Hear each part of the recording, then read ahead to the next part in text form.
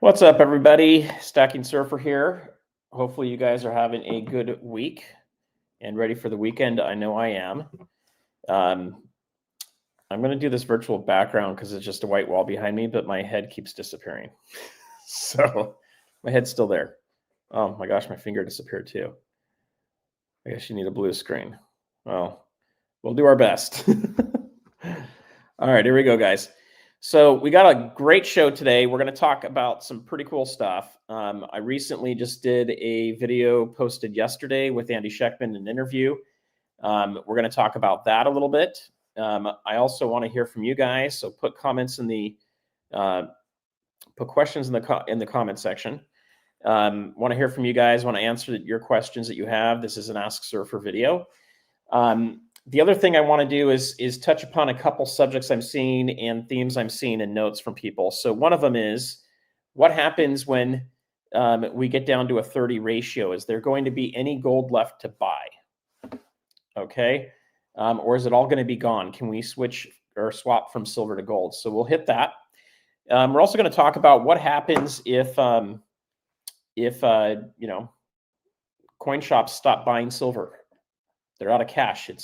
It's too expensive, or maybe even gold is too expensive. They don't buy it. Is that possible? Can that happen? What would that look like? We're going to hit about that too. And I want to get some of your guys' feedback from it. And then I've got a bunch of stuff to open.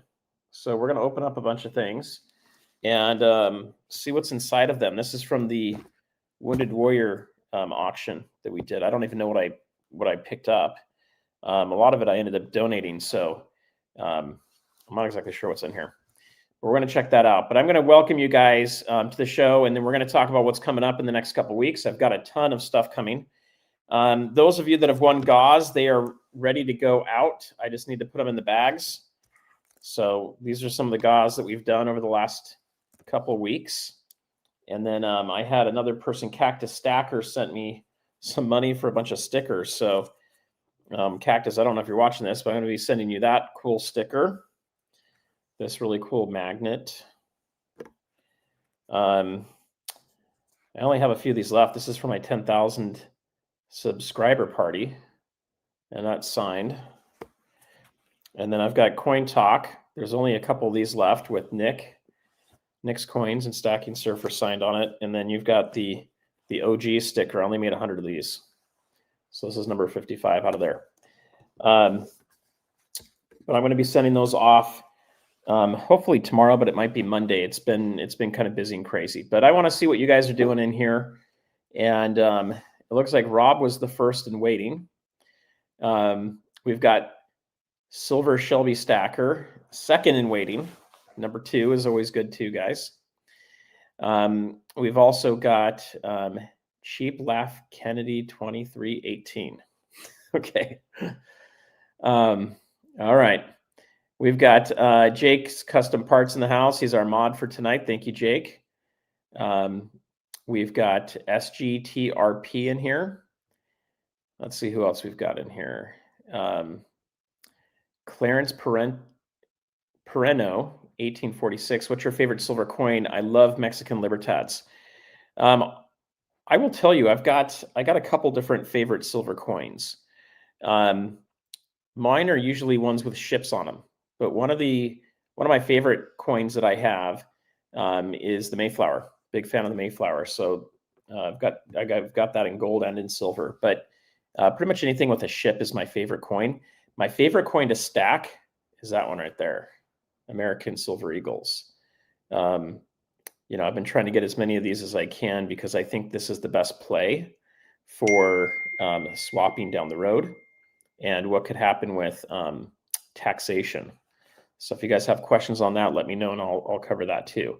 I don't think it's the best bang for your buck right now unless you figured out, like I have in some cases with local people, where you can pick these up for close to spot. Then it makes sense. I think the Mexican Libertad's really cool. One of my biggest regrets is not buying the kilo at one of our shows, but I had no way of testing it. So a kilo is kind of a lot to spend on a coin at the time, $900. Now I kind of wish I did it. Those things are like $2,000 or more.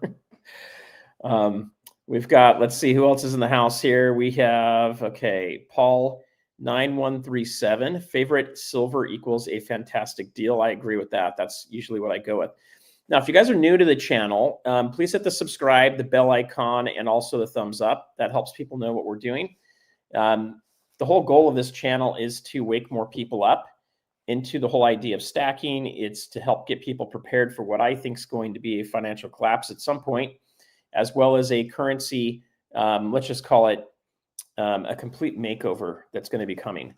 We're in a currency cycle. We're kind of at the end of the United States being the global reserve currency, and we're going to see a lot of things starting to happen here pretty soon.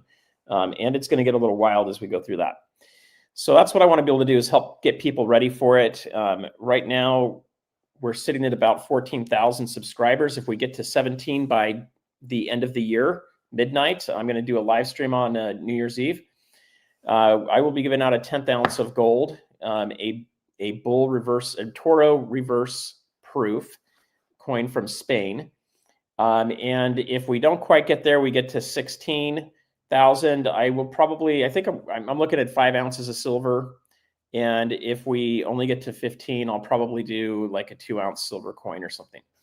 So share the channel with everybody you know. Let's get it up there. We'll also be doing giveaways tonight. So we'll be doing that. The more super chats we have, and if you guys want to, you can either do a super chat or you can do memberships, which are very well liked by other people in the community. The other thing is thumbs up. If we get up to 50, we'll do a little bit more silver. If we get up to 100 on the thumbs up, we'll do even more silver. Okay, we'll just keep adding on to it. But we're going to talk about silver. So I mean, these are the kind of things I've been giving away. We'll see where we get today as far as what we end up doing. But these are little Beskar bars, 1 ounce. Boom. Star Wars. These have a premium. These were going for about $55 when silver was $25. So I don't know what they're going for on eBay right now, but definitely worth a lot more than $60. So I try to get some good stuff to give out to you guys. Part of that's a reward for watching mining videos. So I fund some of this stuff with the channel. All right. Let's see. We've got, let's see, who else we got in here? Ethan Melton, welcome. We've got Rob in here. I think Rob was first, so he was in here for a while. Amy, welcome. Michael Porter is in the house. What's up? Mystery pack of Silver Seeker. Yeah, we've got a bunch of stuff in here too. So I don't know. We'll have to make a decision. Like, do we end up gawing any of this stuff at the end of the year? Maybe this is what we do some of the GAWS with. All right, let's see what else. Maybe you guys don't have any questions yet, so we'll just call you guys out. Joey Libs is in the house. Welcome, Ohio Brian. We are live. Yes, we are live. We've got Rubber City Rebel. Annie Oakley, 779. Welcome. OC Stackers in the house. Another mod. Thank you. Ryan Williams is in the house. PMG Stakes. All right. I'm a little challenged, guys. We've got Tyler under 6 months. No. Tyler Durden, 6 months. Okay, I'm reading these names too fast, you guys. There's no breaks in them. So many great names in here. Mark, Florida, welcome. Just a second here. All right, let's see if I can. I'm going to put this on mute just so that I don't keep getting pinged here. All right. Now, some of you are going to be in the vertical format. So you're watching it on your phone vertically, like that. If you're doing that, double tap the screen. That's how you give. Oh, that's baby B. That's one of my twins.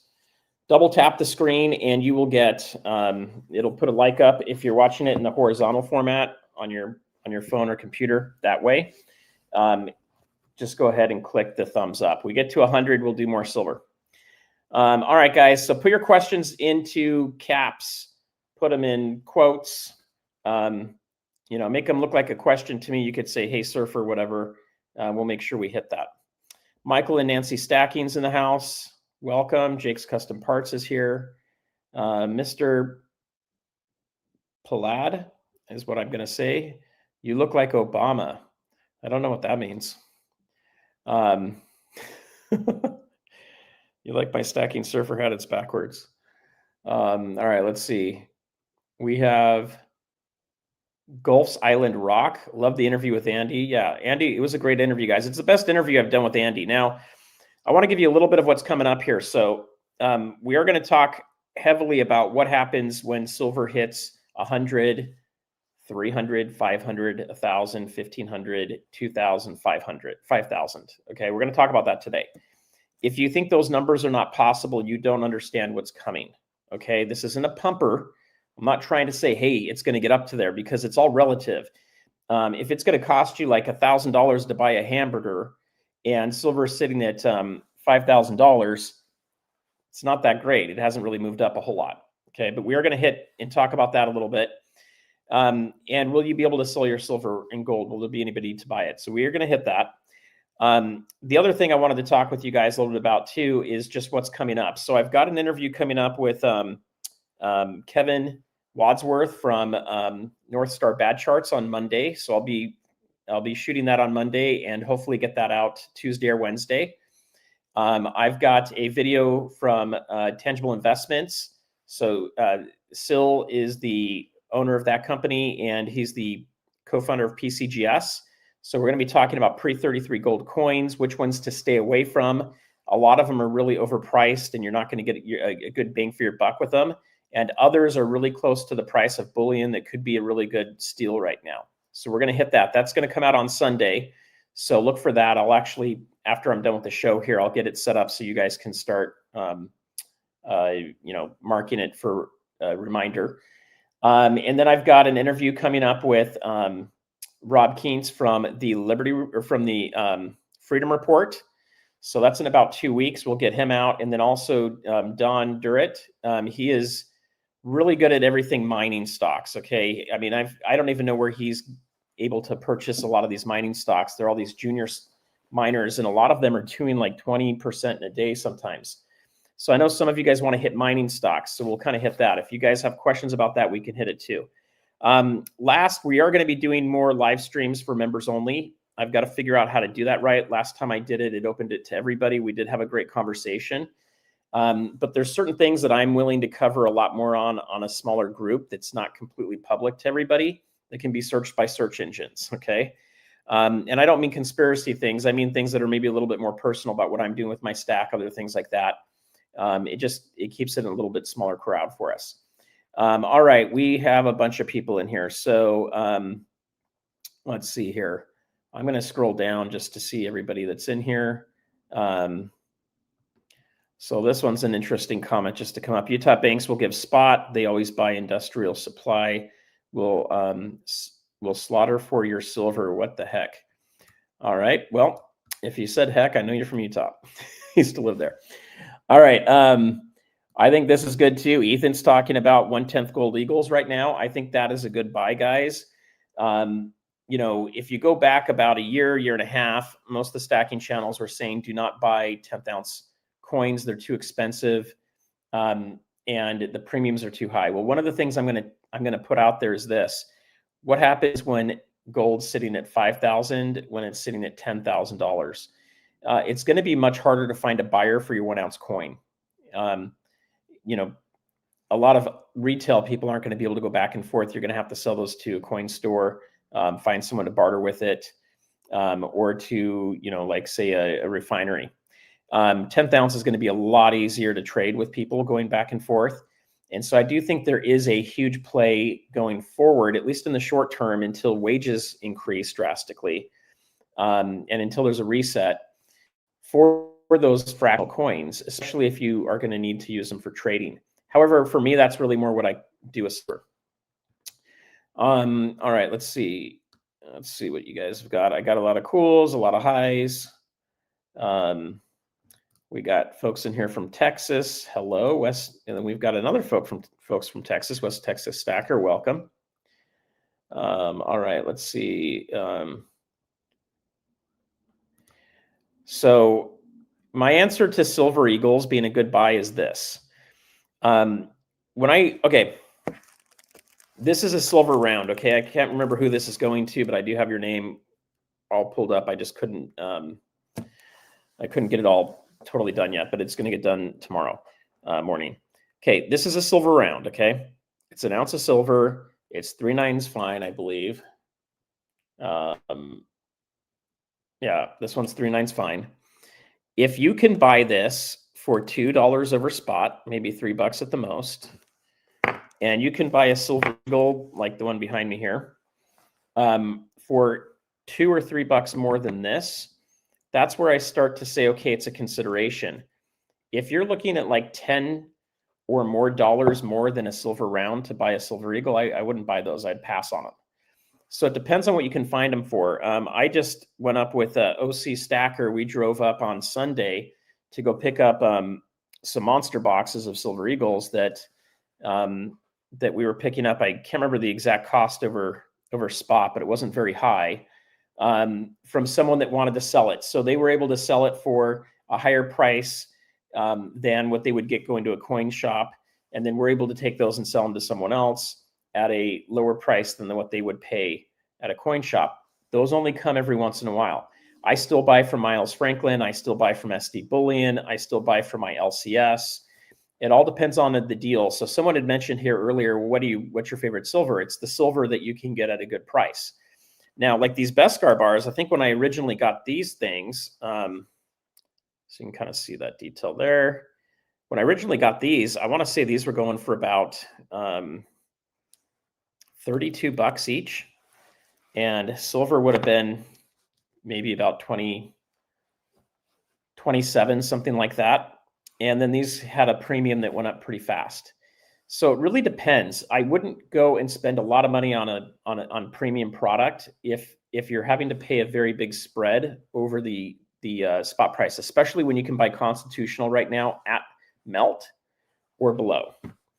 That's kind of how I'd answer that. Would you sell a little silver right now? That's all relative. I'm giving it away tonight. So I guess the answer is yes. Giving it away is kind of like selling it, so to speak. You know, I get to write that off as a marketing expense for my company. But for the most part, I'm helping you guys out with things. But would I sell it? I do sometimes. I put coins up on eBay right now. Prices have been so crazy, and I've been traveling out of the country and all over the country too. I haven't really had the time to focus on my eBay store. But when I do my eBay store, I put coins out there. I put products out there that maybe I don't love at the moment that I want to get rid of, or maybe I have too many of them. And so I will still sell silver right now, but I will sell it at a retail price, and I'll sell it what I'm willing to part with it for. So that would be my answer to that question. Now, if you're saying, hey, I have a lot of silver and it's time to, is it time to sell silver? Well, my question to you would be, what are you selling for? Do you need the money to pay a bill, or are you just worried the price is going to go down? Because I don't think the price is going down anytime soon. Like, I'm not personally selling gold or silver because I think it's going to go down and I want to buy lower. I don't play that strategy when we're in a bull market going up. It's very dangerous. That's how you end up getting priced out of a market. That's how you buy gold at $1,500, sell it at $2,000, and then realize it never goes back down to $1,500. And next thing you know, you're at $3,000, you're at $3,500, you're at $4,000. Now, what do you do? Okay. So I don't want to get myself in a situation like that. And I'm also not trying to maximize everything like crazy. I'm trying to accumulate ounces, not necessarily trying to get to a specific price per ounce. However, I do want to try to keep that within reason. That might be a fun video to do at some point, guys. All right, let's see what else you guys have in here. All right. For the Gen Y accumulator, when would you consider pivoting price-wise and stack-wise to silver mining stocks? Okay. I don't have... Yes, I do. Give me 1 second. Let me get some constitutional silver out.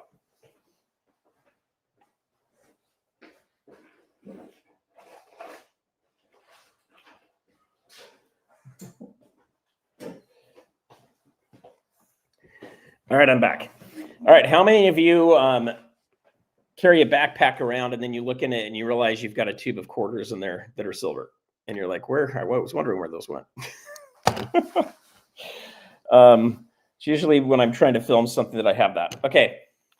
If you're a Gen Y accumulator, this is what I would recommend stacking. Is pre-1965 or 1964 and older quarters, half dollars, and dimes. Okay, I would focus on this stuff. Okay, these are basically they're going for about $10 now. Okay, so I think these are a pretty good pickup if you can find them. There's a lot of junk that's out there right now. Why is it called junk? It's because people didn't want it for a long time. There may be another dumb reason for it, but I think it's some of the best stuff because what's nice about this is a quarter is not worth enough right now for someone to try to go and fake these things. Okay, so they're not doing that. And then at the bottom, you can see this is a 1944. See if I can get close enough. Okay. 1944. And I know it's backwards, guys. There's no way for me to change that with the way that these things are, this camera setup is set up on YouTube. Okay, this quarter right here used to be worth 25 cents. It's now worth $10, basically. And it has a date on it. And so it's really easy for me to look at this and know that it's pretty good. Now, if I put two of these together, I can ping test this without a pinger, but it's going to fall. So I recommend getting a pinger, especially for your nice stuff. You got to balance this thing, and it's not easy, but you can hear it here. And it's going to fall, but you can hear the sound with these. Okay, this is your easiest stuff to stack, and it's the best bang for your buck price-wise right now. So if I'm a Gen Y accumulator or a Gen X accumulator or a Z accumulator, this is what I'm looking for. If I'm older, if I'm into, say, a later Gen X or a baby boomer, I probably already have a bunch of this stuff here, and I may want to go for something more like Eagles, depending on what I can get price-wise, or I may already have such an established stack. Maybe I'm looking to see when do I want to sell. But that's what I would look for is this first, okay? Now, I recommend $100 per face. So that means 4 quarters equals $1, okay? And then you look at $100 there. So look at $100 face for each person in your family is the first thing I would do. And I would do that before I got into mining stocks personally. And then the second thing I would do is I like to have 1 ounce of gold for every $50,000 of net worth I have, okay? So take your net worth minus your liabilities or your loans, and that number you come up with, I like to take that divided by 50,000. That tells me how many ounces of gold to go and get. Once I have hit those goals, that's when I start getting into silver and gold mining stocks. Now, that's me personally. I only really got into stocks starting in May. I had them 2 years ago. They didn't do anything, so I sold them. I took that money and I bought physical. I did miss out on some profits doing that, but I was able to build a stronger stack. And at the end of the day, if the stock market crashes, the gold and silver mining stocks are going to crash along with it. Even if silver is going up, they're going to get pulled down in the market. I do have them now. They're doing really well for the most part. A couple of them have gone up 200%. I've put more money into them, so that's kind of brought the overall ROI back down a bit. But I do like mining stocks. I think, and we'll be covering that with Dawn probably in 2 weeks, maybe 3 weeks. Before Christmas. And that's going to be a time that you want to get ready for what you're going to be buying going into the new year. I do think mining stocks will outperform the physical metals as well, but it is more risky. You're not holding the metals by to yourself. And at the end of the day, there could be a time where you can't get your hands on this stuff because it's too hard to get. So remember that spot price is not the same as physical price. Okay. You could have a spot price that's at $100 and, no one wants silver right now. And so everybody's turning it in, and maybe silver is only worth $70. That's what they're giving you at a coin shop. It can be on the flip side too. It could be that we get up to a $60 spot price, yet you can't find the physical anywhere and people want it. And they're willing to pay $80, for one of those coins or around. So it just depends. But that's what I would do first, is build your foundation and then start getting into mining stocks. Now, if you want to do a little bit of each, then I would just ease yourself into it, right? So, take 100%. If you're going to take $1,000, maybe you take 20% of it and you put it into mining stocks, okay, or 10% of it. You could do that as well. Anyway, hope that helped. Let's see here. I'm hearing this from a lot of people that their local shop is loaded with silver. They're not buying. This happens from time to time. It's not usually a very long-standing thing, but that's what we're going to talk about on the show today. What happens when that happens? What do you do? I want to hear from you guys, and I'm going to give you some of my opinions on it too. But we'll get to that in a few minutes here as we get through a few of the questions. So I'm going to hold this one over to the side, and we'll come back to it. All right, what else we got in here? Where can I get a hat? If you go onto the channel, there should be a place down below that has stuff. I think they've got some hats. This one I personally had made. It ended up costing way too much money, but there's some other hats that are on here that are a little less fancy that you can pick up. I'm going to be revamping some things to make it more fun. I don't know that anybody wants or cares for a Stacking Surfer hat. I'm pretty sure all I've sold is one sticker so far on all the merch in almost 2 years. So we're going to make it a little bit more fun. I do give away a lot of stickers like this over time. So, we got all these different kinds of stickers that are here that we've made over time, right? And my wife's asked me to stop spending so much money on stickers. So we haven't done as much of that lately. I'm kind of getting through all of them. But I will be coming up with some cool mugs, some cool t-shirts, designs like that. And one of the cool ones I was just talking to Andy about is little by little by little and then all at once.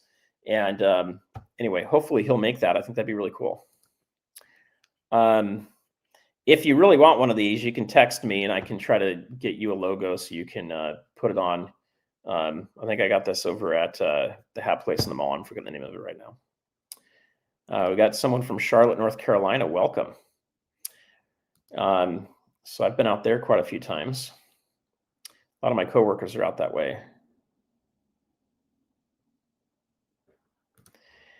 I don't think they're ever going to get caught up, but I haven't checked into the details of it yet. But my guess is they're still having a problem with it right now.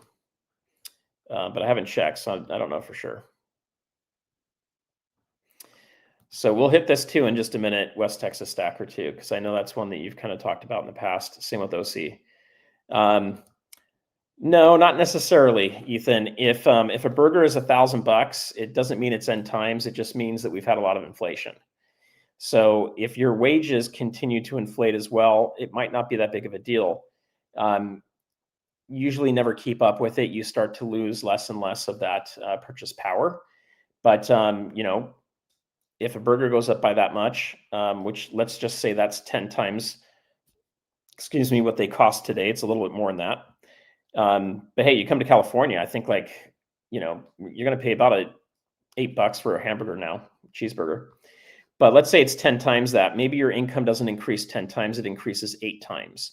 You don't have as much purchasing power, but it really isn't quite there. So it doesn't necessarily mean end times. There's been inflation in other markets, other things that have happened. But overall, in general, I think we're in the end times. If you're Christian and you believe in the Bible and stuff, I think we are in those end days. But those end days can take a lot of time, and I would rather get prepared for them than to just expect that everything's gonna, I'm not going to be here for it to happen.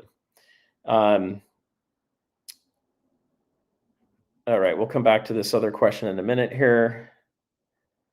Let's see. We'll talk about the coin shops. So we're going to get into a little bit more with coin shops in a minute here. All right, let's see.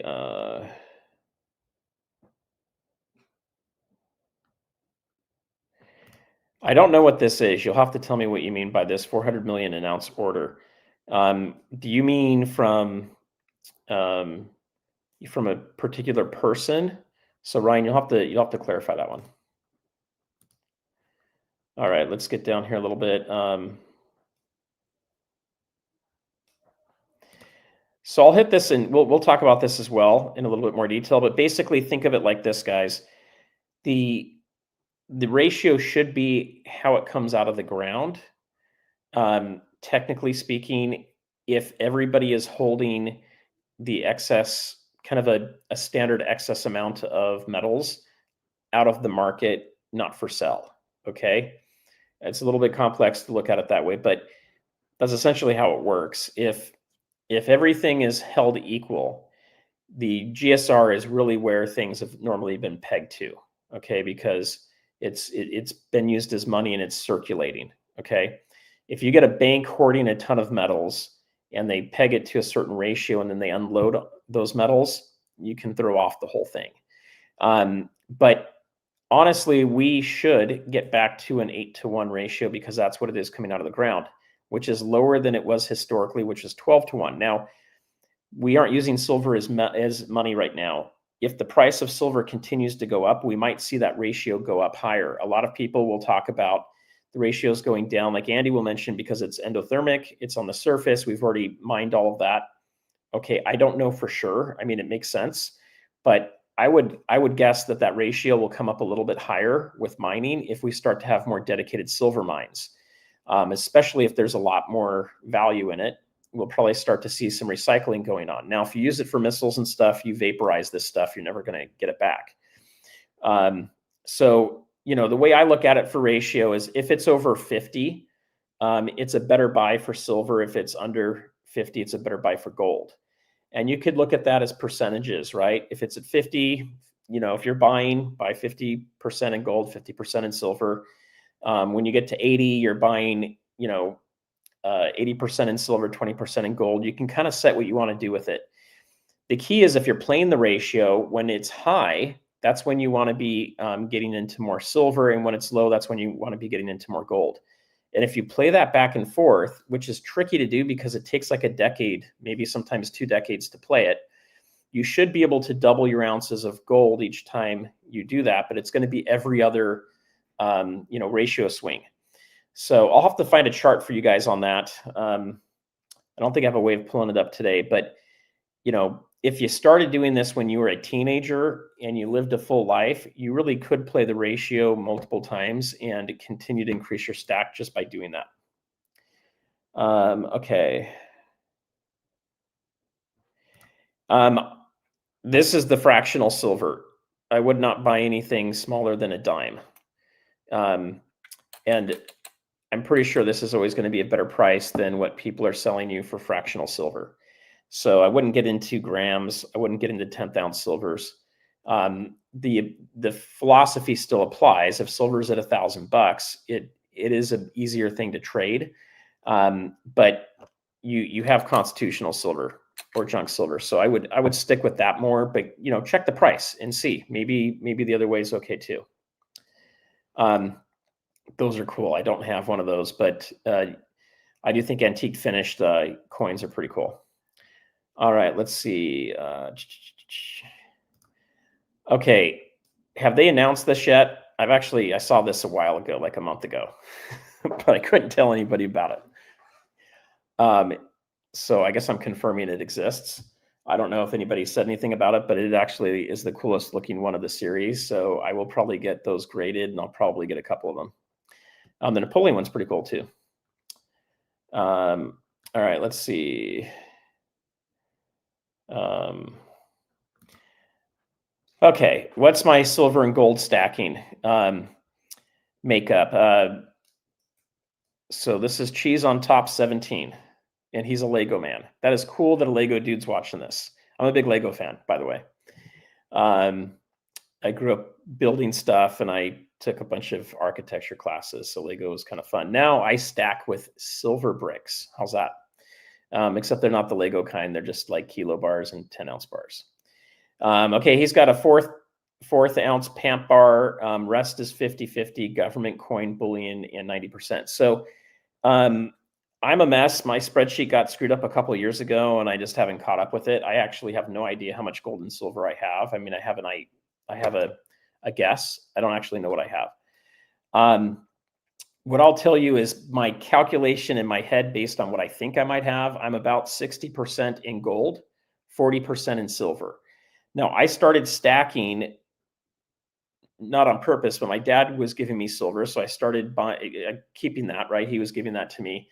But in 2021, in July, I saw that inflation was going to be massive. I've got a background in finance and banking and a master's degree. And so, I'm always watching markets. I've been investing in the stock market since 1997. I've played the markets. I've done a lot of stuff. I've done a lot of real estate investing. And from my experience, I always saw gold as an inflation hedge. I didn't really see it as an investment ever. And so I started picking up gold in 2021, and I'm much more of a gold bug. I'd rather have gold than silver personally. I like the look of it better. It doesn't have to be in flips or in little bags. It doesn't tarnish, right? I like that. However, I like the 24 karat gold, and then you run into the problem of you got to put that into a case now, right? So I'm kind of mixed on that right now. That's the color I like better. It's the kind of gold I like better, but the stuff is really soft. I've dented buffaloes, dropping them on a hardwood floor before, and that should not dent. That's how soft gold is. So I'm a 60-40 split. I am accumulating more silver until we get down to 50, and I will probably stop buying silver altogether once we hit 50. And I'll probably start just concentrating on picking up more gold. I do have constitutional silver is a big portion of what my silver is. I do have some larger bars, and I also have, a bunch of eagles. I don't have very much foreign material. So I'm kind of the mindset that there could be some beneficial laws put in place that would exempt U.S. gold and silver from paying capital gains tax. I don't know if that's going to happen, but it does sound like if they're going to do it, that's probably the way at least the current president would go. And if he does that, I'd rather have coins that I can unload in large quantities to do that. When I buy things like bars or I buy a lot of silver eagles, for me, that's not barter. That's to put into real estate projects and businesses down the road. This is the stuff I buy for barter. This is the stuff I buy because I'm a Star Wars fan. And I have fun with some of these coins. Plus, we do a booth at the Long Beach Coin Show, and that booth will we'll have a lot of coins for sale there too. That's kind of what I do primarily. I do have way too much collectible stuff that I'm slowly selling, and it did cost me in the beginning, guys, because silver has doubled, and a lot of those coins have only gone up maybe 20 or 30%.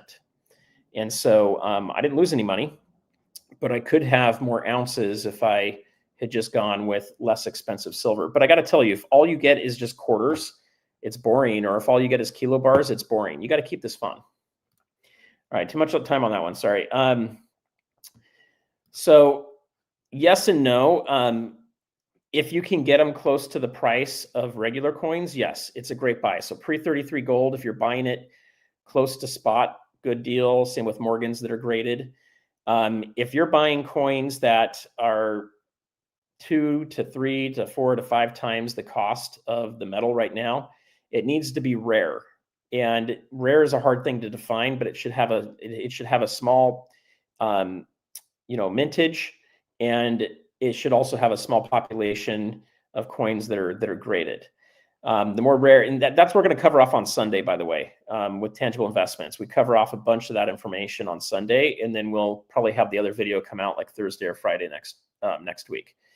As far as that goes, it's a hit and miss. It depends. Collectible coins, like, people will call these semi-numismatic coins. I don't know why. I mean, it's a Star Wars thing, right? It's a little bar.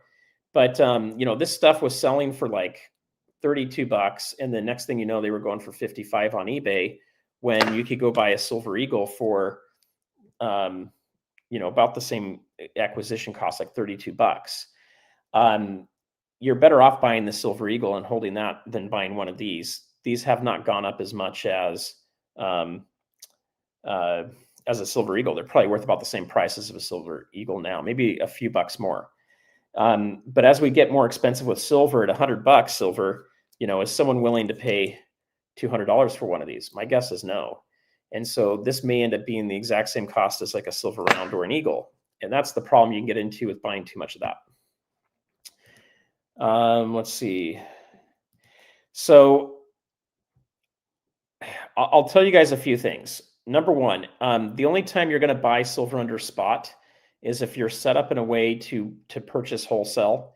And the way that you're set up to do that is you have a way of turning around and selling the metals out, because normally you're going to have to buy a pretty good chunk of metals. So we do this because we have the ability to do it.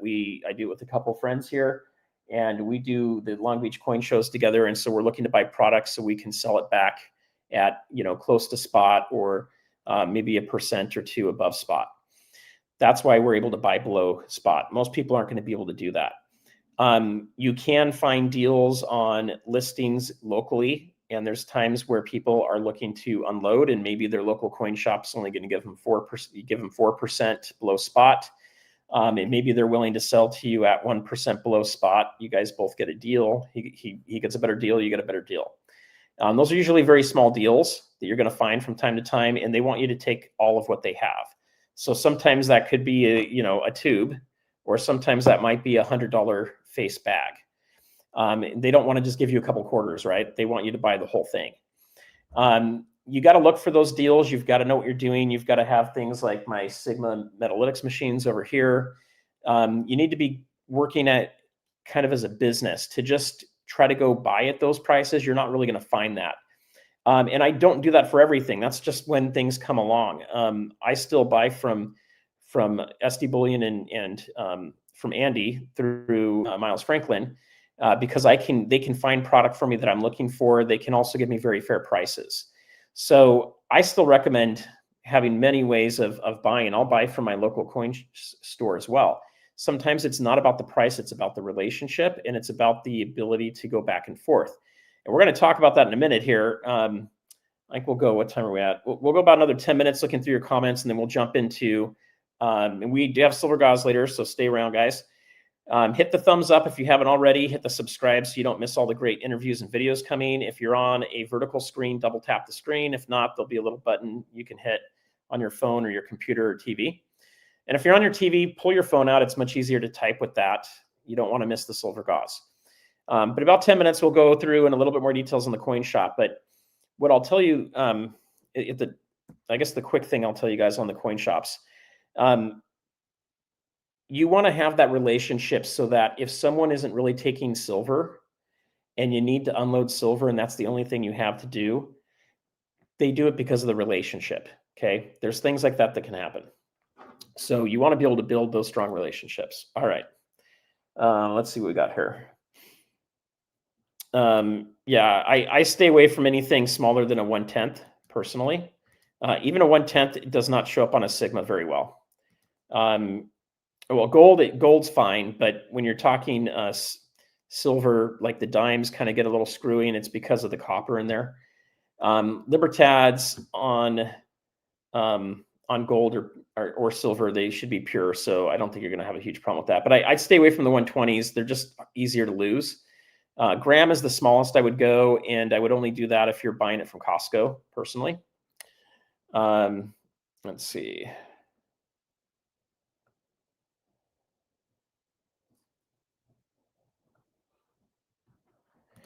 So this is always going to happen because there has to be a market. I mean, look,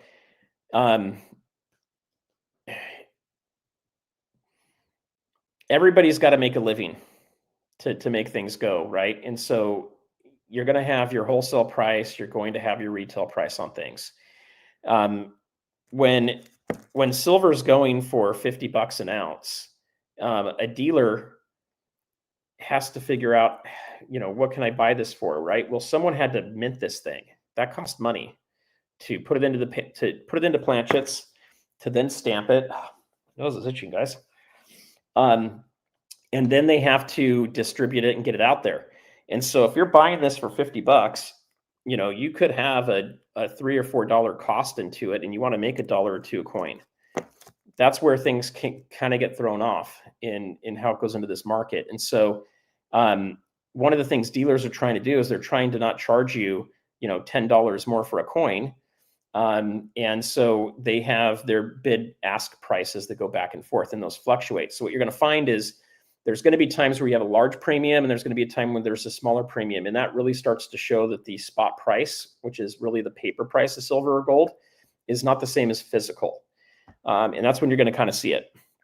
So we're going to talk about this a little bit more here. Who's going to be buying this stuff in the future in, I don't know, 6 minutes or so here. Let's see. Spot did have a massive premium a couple years ago. You couldn't get a hold of the, sorry, not Spot, Junk Silver had a massive premium. And I'm not kidding. Like, if you can go buy this at Spot or lower, and I should say melt is the right term, guys, because Spot would be based on an ounce, and this isn't exactly an ounce. It's 0.715. And anyway, you want to buy the stuff that's cheap right now and the stuff that people don't like. Like, if I were a new stacker right now and I knew what I knew, I would probably go with very low graded or raw pre-33 gold coins. That's probably the only gold I'd buy right now.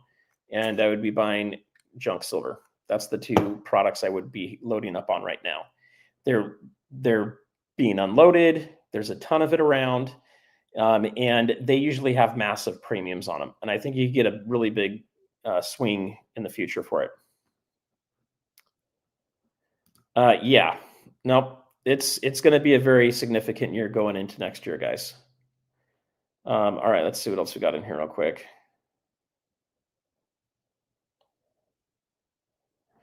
So the main thing I'll tell you with this is if you have time and you're interested in trying to figure out how to find silver at Spot, you're building a business. Okay, this isn't for the amateur that's just trying to go pick up like one tube of silver like this. If you're trying to get silver under Spot, you're looking for, tens, if not hundreds of ounces of silver at a time that you're going to be buying from someone. You're basically becoming the coin shop for someone else, and you're buying up everything they have. They're willing to give you a really good price. Then you've got to find a place to sell that, or you're going to basically run out of your business very quickly.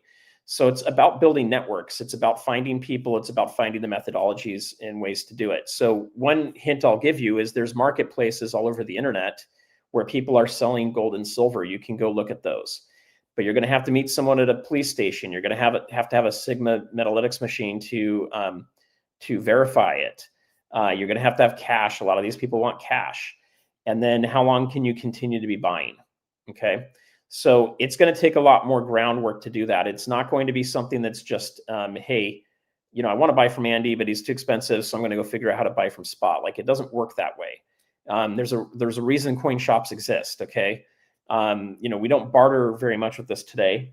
Another way to get silver at a good price is if you're a tradesman or you are someone that owns a business, you could tell people that you're willing to take silver for payment or part of your payment in silver, and you get to set what that spread is, what that price is. That might be a way to pick it up as well. So that's what we do. Now, one of the things I'm working on is some ways to help you guys get some better prices on some silver too. So I'm talking to Andy right now about how do we put a package together so that we have a starter pack for you guys around silver, around gold, and maybe we do a couple different t-shirt pricings on these. So what I'd love to hear from you guys in the comments is, what would you want to get? I don't know where to price that, right? For Andy to get a discount to you guys, it's got to be in enough bulk that it makes sense to do it. It saves him on some marketing dollars, right? And we can pass the savings on to you guys. But it might be like you're having to buy, $5,000 of silver to make it work. So I'm curious to see what amounts of silver are you guys interested in buying, and if you can get that at a better price, do you have interest in doing that? So it's hard for me to know. Everybody's different on what they're picking up and buying. I mean, some people, this is going to take a long time to get to a tube, and it's not quite full because I've been giving these away, or it could take someone a whole year to do this. And so it's a hard question to completely answer, but there are some ways to do that. Now, I also offer coaching through the memberships. You guys can do that. We can sit down and really go into, if you guys really wanted to figure out how to do that, I can sit down and really tell you guys how to do it. One of the reasons I don't want to say a whole lot about it on the open channel like this, maybe we'll do it on a member deal, is there's complexities to it. And I don't want you guys getting yourself into a situation where it's unsafe. I don't want you getting into a situation where you're buying fake stuff. So there's a lot more nuances to it. And it's hyper local. So like we do this in Orange County and San Diego and a little bit in LA County, and that's it. We don't really go much further than that. So I can't tell you how it's going to be in Arizona or in Florida. It's going to be a completely different market for you guys. I can tell you what we're doing, but that's something I got to keep a little bit closer because I don't want someone taking it and trying to replicate it and they screw the whole thing up. I mean, it's there. It's already sitting there. It's not like it's secret sauce or anything. It's just more of making sure I don't get anybody over their skis, so to speak. All right, let's see. So go check out these deals, guys. Looks like there's some spot deals at SD Bullion, JM Bullion, Summit Metals, Hero, Bullion, Monument Metals. So there's a bunch of spot deals to go look at. And I don't get, like, it's not like all these deals are coming in below spot, guys. A lot of times it's at spot or above spot is what I'm buying at. It's just every once in a while you find someone that needs to unload stuff and you can do that. And if we get enough that way, that's going to be a thing where we'll come out and hopefully tell you guys we can help. All right, let's talk about what we were going to talk about today, and then we'll get into some of the giveaways too. Okay, so let me pull up a couple of questions that came up here. So first off, let me see if I can pull up some stuff on X, because I want to show you guys some charts. A lot of you guys are commenting on videos, and you're acting as if you believe that we're in 2011 or 1980. And I don't think we're anywhere near there. I don't think you guys are understanding what's coming up here. All right. Let me share my screen a little bit for you guys.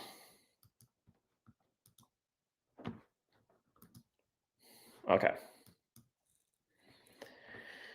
Okay. There we go. Well, that's still kind of small. Let's do it this way. All right.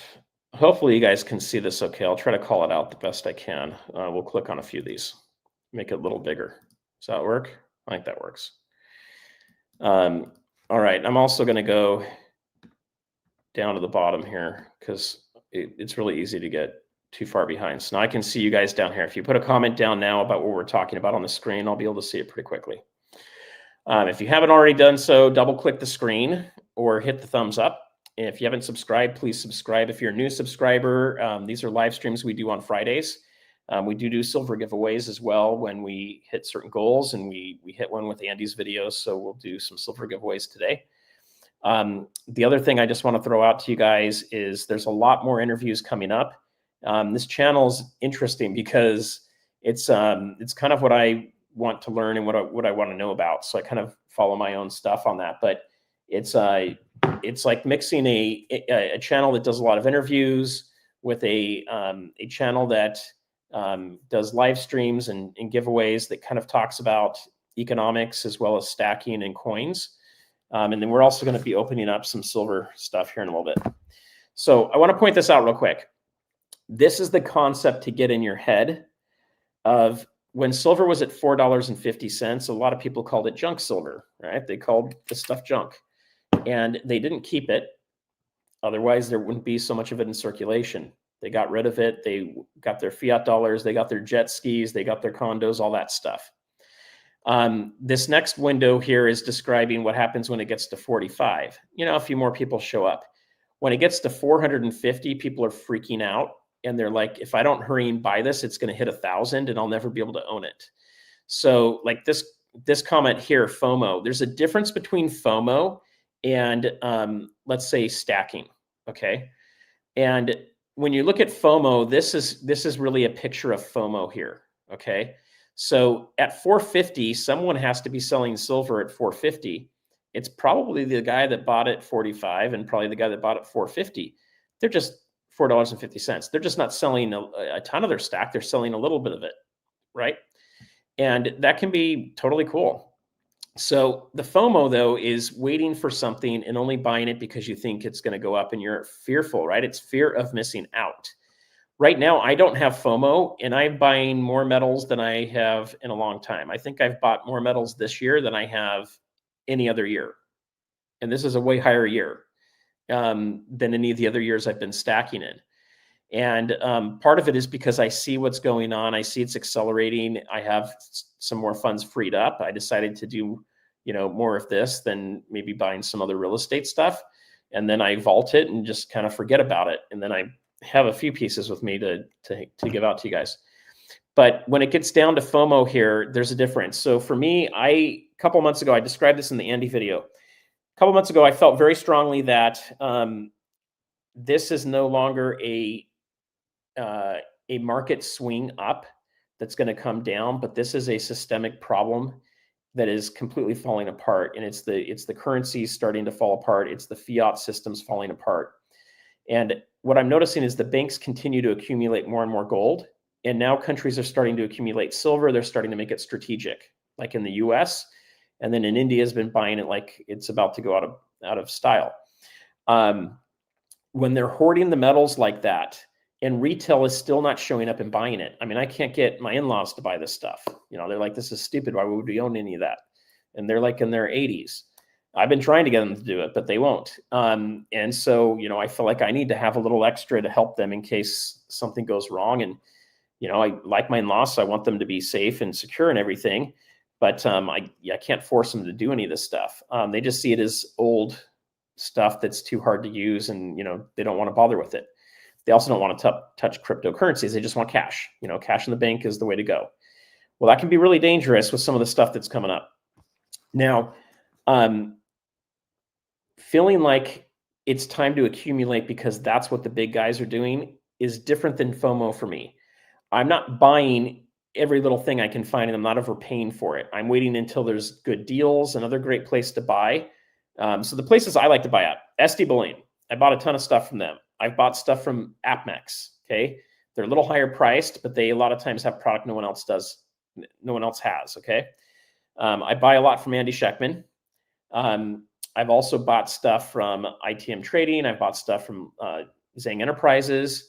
I've also bought from Tangible Investments. Okay, I've bought from Provident, from JM Bullion. I've tried all these places. Liberty Coin here locally. I've bought at coin shows. I've bought from coin shops up in Utah too. What I'm looking for is a particular product. I have a goal that's around it. And when I'm buying, I'm looking for a price. If they are willing to match that price or they've got a good price for it, I buy it. If not, I walk away from it. FOMO is a little bit more like I just have to hurry and grab it because I'm afraid it's going to go away. Your heart's pounding. You're doing stupid things. You're not thinking through the whole process. Okay, that's kind of the difference between those two. All right, so I wanted to show you guys that slide or that post because I thought that was interesting. I guess I should hurry and look and see if anybody had any comments on that.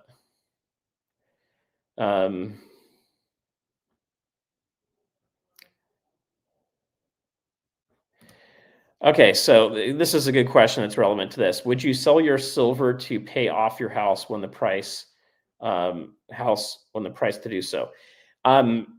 I think you should have your house paid off. That's me personally. I don't think you should have a mortgage on your house so you can own a bunch of gold and silver. However, I am tempted to take money out of my house and do that. Having a paid off house feels really good and it's pretty awesome. You do run into some issues with taxes because you're going to be paying more. You don't have the tax write-offs and all that stuff. So to answer this question, I would say this. Everybody's a different situation. I'd rather see someone have some silver and some food storage and ammunition and some guns and, have some gold than have a completely paid off house and have no savings. Okay. I think you should also have 3 months of cash, either in the bank or in a safe. And that would be for your expenses. It's security, right? It's a foundation. So when you look at that, if you need to have a mortgage in order to do that, that's where I think it's okay to do that. If you can have a paid off house and still have that stuff, I think you're in even a safer position. Okay. You can't earn as much, but it's a safer position. It's the same thing if you go all silver instead of having any gold. I think you're in a riskier position, but you could make more money from that whole thing. But there are times where silver gets decimated. And so, are you willing to take that risk? So my answer to your question here would be, if we don't have massive inflation, but there's a huge draw to silver and more people are buying silver, excuse me, and the price goes up to 450, I would personally consider taking some of the silver off the table and paying my loans down or my house off. I like to be out of debt. I hate debt. That means you're indebted to someone else. Okay, so I recommend not being into that position. But I can't give you financial advice. Can't tell you what to do. But it is something to kind of think about and consider there. All right, let's get to one of these other questions we had here. All right, let's talk about the coin shops.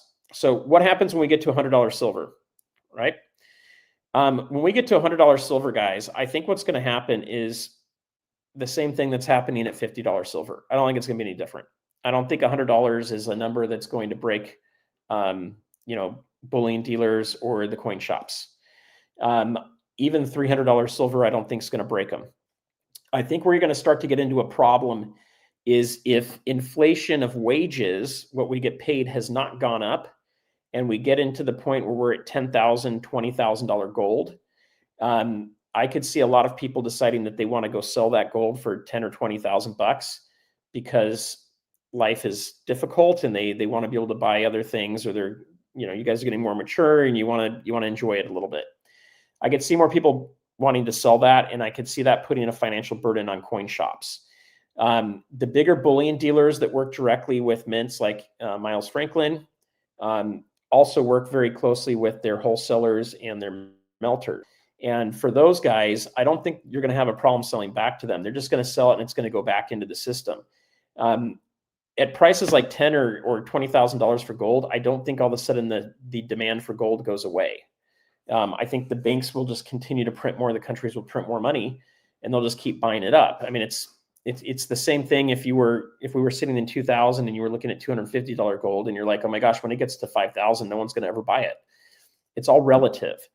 So we won't know exactly until we get there. But my guess is the smaller shops are going to have a harder time buying that, right? They may not have $20,000 cash to give you. They're going to have to write a check. That may have to wait a few days to clear before you get that money. And then they're going to have to rush it down and liquidate their coins pretty quickly. So the more expensive those get relative to that amount of money, the harder it can be for them to liquidate. So in that case, I do think having things like fractional is going to be smart. I think having gold and silver is smart. I think having different kinds of products smart. Right now, you can't sell this very, very easily at a coin shop. A lot of them aren't taking it. But they'll take the Star Wars bar, and they'll take that all day long. But, will I get retail for it? No, they'll probably give me spot price for this. And for this round, they'll probably give me, 4% or 5% back a spot. So when you're looking at it, will someone be there to buy it? I believe there will be a market to do that. Now, there's a couple times where that may break. One of those is, let's say on Monday, the LBMA and COMEX break, okay? And the paper silver trade comes unwound. We find out that over the weekend, some country or person wanted to redeem a billion ounces of silver and it wasn't there. Okay, and I'm just hypothetical on all this, but it could happen. Maybe not those details, but the theory. All of a sudden, the price of silver goes skyrocketing up. And you have these stops like you saw with the CME where it basically broke their air conditioning, which is total BS. When you see stuff like that happening, they will continue to stop at every $3 on silver as it goes up. And then eventually it's going to break and then it's just going to keep going up, and they're going to shut the markets down. They'll just close them, okay? Because they don't want the banks to lose so much money. They're still going to have their shorts that they can't cover, and they're naked, which means they don't have the silver to back it. It's going to decimate them. If something like that happens, there's going to be a time where your coin shop won't know what to pay you for silver, and you're not going to know what to buy it for. In a situation like that, there's just going to be no price. No one's buying, no one's selling. It's going to be frozen for a while until they can establish what's going on. Once they do that, the market's going to be back there. There's always going to be a market for this gold and silver stuff until there's not a society. And at that point, this becomes the money. Your paper isn't anyway. And so then it doesn't matter about gold and silver who's going to buy it back, because this is the money. That's what you're going to use. If it gets to that kind of a situation, you're not using crypto. You probably don't even have access to a device or electricity or the internet on a consistent basis. So there's kind of this time point between when things get crazy and when the metals actually become money again. And that's where you can have things be a little tricky. And that's why I recommend having multiple sources that you can buy and sell back to. That way you can have you can do it. I've never had a problem where I can't find someone to buy my metals. I've never found a place where I can't buy the metals, if that makes sense. Like there's always a market, but I've got like 10 or 20 people I can go to. I don't know if that helps a little bit. Let's see here. So gold backs are cool. I wish those guys would actually let me talk to them. They've basically told me to get lost until we get to 50,000 subs, which is too bad. My most popular videos are some of them are gold back videos, but they won't talk to small channels anymore, which is too bad. All right, let's see what else you had in here. So there will always be a buyer of your metals as long as there's demand for the metals.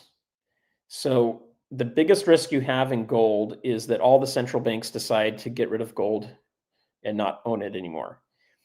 I don't know how that would ever come about, because for them to do that, they would basically lose all their money in gold and they would cease to be the banks. What else are they going to buy with it? Bitcoin? I don't think so. They've already decided to go with gold. So I don't see that happening. Now, as far as silver goes, the demand keeps going up and up and up. Let me see if I can find. Okay, check this out. This is crazy. Look at these. These are silver bars. Let me see if I can get this post up. So these are 15-kilo silver bars, and in China, their families are just buying a bunch of these bars. They don't get into coins there. It's really efficient with this, but very boring. But hey, if you're just doing it as money and it's not a hobby, get a couple of these bars and you can hide those anywhere in your house. All right, I want to see if I can find this other chart. I'm giving you guys whiplash. I'm sorry. By the way, all of this, a lot of these, you can see I've liked them. I don't always repin them, but if you go to my Twitter account, you can see a lot of what I'm following. You can see what I'm going through. Like, you know, here's an example of one that's kind of important to look at, guys. You can see these moves that happen and the consolidations that go on. Okay. And so what Patrick's saying here, and he's the partner of Eric, by the way, that I'm talking to on Monday. You know, he's looking at, are we going to have an important consolidation here for silver? And can we potentially see it get back down to, say, 46 or 50 bucks? You'll see that there's multiple circles here, which are the three possibilities. One is we don't have much of a consolidation. It doesn't really go below 50, and it starts going higher. Once it consolidates, you can see it breaks out. Okay. So understanding charts, I think, is huge for you guys. Like this is another one here. Like, you know, when you guys are looking at silver, and I keep hearing from people, it's never going to go above 50. It's never going to go to 100. It's impossible to happen. If you're saying that, you might have that belief, but I think you're completely wrong. When you look at charts, it's mathematics, it's the universe, it's how things happen, it's the way God designed the thing. There's patterns that are followed, right? The patterns don't always work, but they work a very high percentage of the time. I took a lot of classes in stats. This is how all this stuff works in statistics. So when you look at this cup, okay, which is the bigger part, and then you have a handle here, you look at the cup, and when it breaks out and it confirms it breaks out, oftentimes, just let's say 80 to 90% of the time, it's going to follow this pattern up. And so what this shows us is somewhere between 2027 and 2033, we should see $700 silver based on the way that the patterns usually follow themselves. Okay. Now, when that happens, there can be some correction. Maybe it goes up to 700 and it comes back down to 500. But if you're waiting for it to go back down to 15 and it never did that, you missed the entire wave. So you don't want to be that person that misses everything. All right, let's see what else you guys have in here. I think silver is, I'd be surprised if silver is not at 60 by the end of the year. and it's possible to get to 70. It just depends on what happens in the market here, what the Fed does with the rate cuts. If the Fed does the rate cuts next week and they do the quarter point and they talk about a high probability of doing another rate cut in January because we're starting to have a recession, you're probably going to get $70 silver. If they come back and say, we're doing this rate cut, but we don't think there's going to be any next year, you could see silver go back down into the, high 40s. Okay. Maybe even mid 40s because people are going to freak out over it. So yeah, it is possible to have that happen. Even 75 is possible. I did a video on how we get to 75 and what that looks like. So let's see. It's possible for gold to hit 7,000 in 2 years too. It might take a little bit longer though. These things go in patterns, guys. So let me like when we go back to this chart here, this is showing a long period of time with things going up and down with these cycles, but you can see all the jaggedness in between here, right? As you're going up and down, it's gonna fluctuate. All right, there's a silver. Okay. So this is Don. Don's going to be coming on here pretty soon. I just need to get a date with him, but he's my mining guru. This is the guy I follow for my mining stuff. I only have a couple of the stocks that are in here. I don't even know where to buy the other ones. That's one of the things I want to cover with him is, hey, Don, if we want to get into this, how do we start following you better? How do we understand all this stuff? And where can we make these kind of returns? I mean, these are insane returns that I'm seeing on here. This is one day, mind you, that he posted. So there's a mining stock here, Bear Creek Mining Corp at the top that did 35% in one day. Minanova Corp and did 21%. First Mining Gold did 20%. Those are crazy. If you guys aren't following some of these guys, you should definitely do that. This guy, Jesse, I haven't read the report very often, but he's got a decent report from the times I've read it that you can get. A lot of times you can get it for free. There may be a paid version of it. Let's see. Here's Patrick again talking about how we get to $100 silver. He's looking at 2027 for when we'd probably hit $100. I'd say we're definitely going to hit it by then based on what I'm seeing in the charts. But, he's showing this line at the bottom here. We have to hold this line. If we break down this line, then everything falls apart. But there's so much demand for it. I just do not see us breaking that line. And you can see there's this accelerated line that's going up even faster. And if that continues to go up this way, then you basically hit $100 silver somewhere in June or July. So that's stuff to kind of look at. Let's see. There was a thing on silver, but I think it was a while back. Some of these things are pretty funny. Like, I mean, I don't even know if that's real. I don't know. There was a comment on there, but you got to be careful too. I mean, there's some of these posts that just go crazy, right? Like, look at this one here. This is showing we're going to be hitting in 2026. We could be hitting, 5,000. Is that crazy? Maybe not. I mean, look at how parabolic that is going up there. All right, let me see if I can. So here's the other one I'll just show. Oh, not that. This. So just look at those for a second. Okay, these are banks. Banks are conservative. They can't miss these numbers, okay? If these numbers don't happen, they look stupid. They look like they don't know what they're talking about. So they're conservative is what I'm trying to get to. I'm not seeing a single one of them that is saying that gold's going to be under $4,000 in 2026, okay? So that should tell you something right there. Morgan Stanley is putting it at $4,500. I think they're trying to play it really safe. But that right there tells you that the metals are going up. Okay, so we kind of covered that with the coin shops, right? Like there could be a time where you want to sell and they're not buying the product you want. Have a couple other coin shops you know how to go to. If we get to $1,000 silver, hypothetically, okay, I think when we get to $1,000 silver, stuff's going to be more expensive. I think part of the reason it's at $1,000 is we've had more inflation, which means there's more money out there. Okay. Now, could we get into a really dark situation where, let's say, there's a gold or silver confiscation?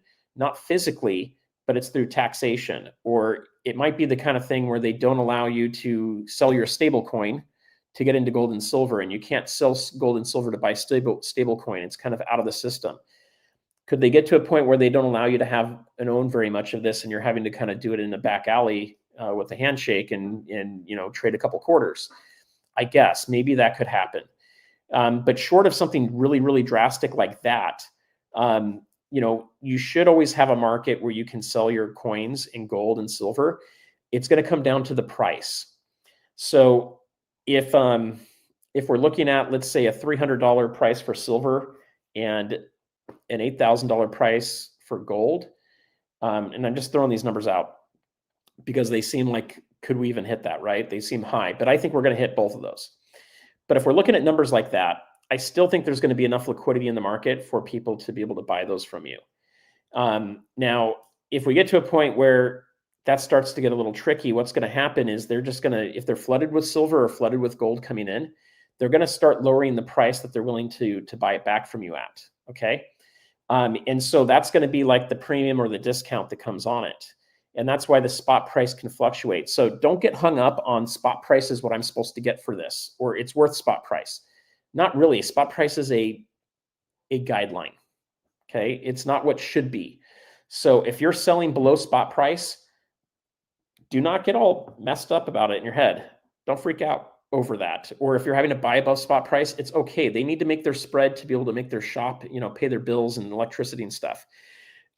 If you bought it at $5 for a silver eagle and spot's at $60 and the guy wants to pay you $59 for it and you're getting all bent out of shape on it, go call a couple more shops. Okay.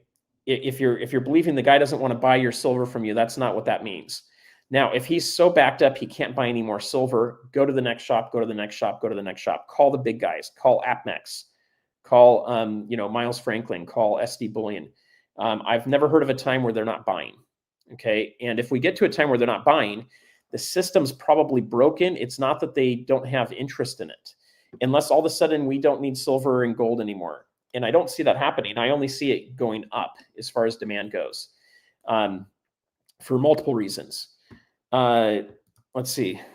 8K and 30 is a GSR under 27. Yeah, dude, we could get to a 10 GSR. We could get to a 1-to-1 potentially. But let's talk about that for a second too. So yeah, I know you meant 300. So GSR guys, I don't know if I can even pull that up right now. Let's see. Kiko stinks on the computer. It's good on the app, but I can't ever figure it out on the computer here. All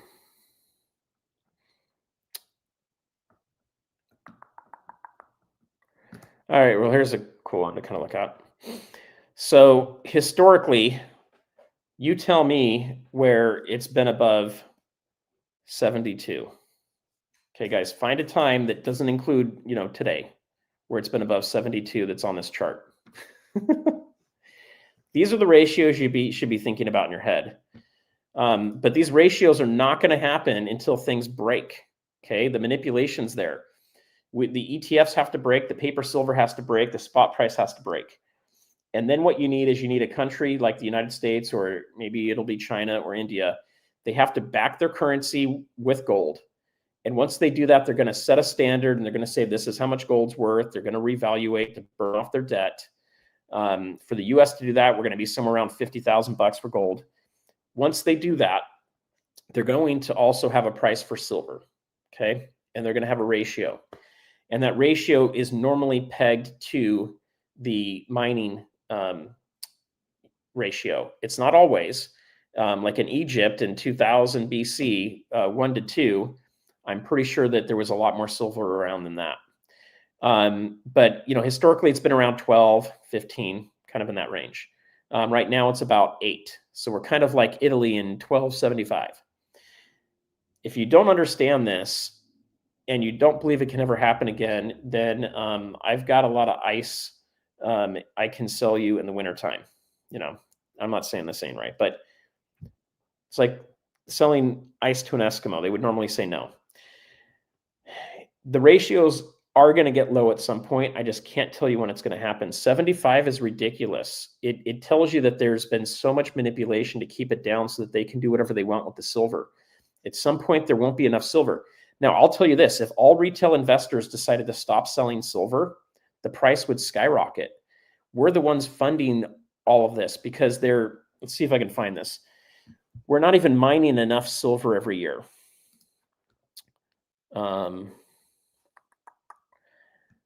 I save a lot of stuff on here, and it's not the easiest to index. Let's see if we can. Oh, that's through my save stuff. Let's go back out to X.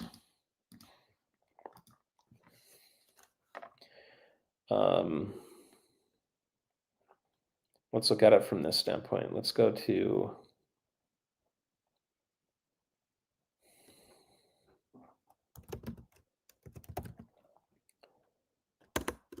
Let's just look at a GSR chart.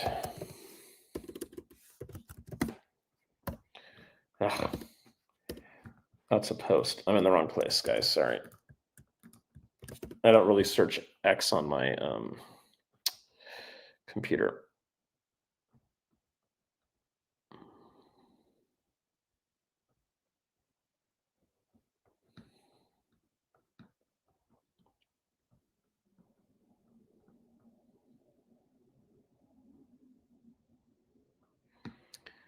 No.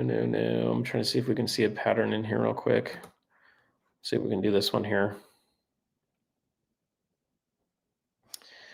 That's all backwards. I'm too tired to do things, but that guy likes to post a lot about it. All right, let's see here.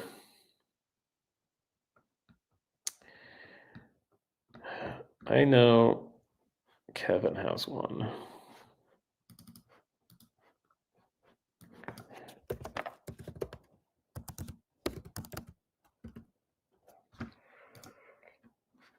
Let's see if we can get his GSR here.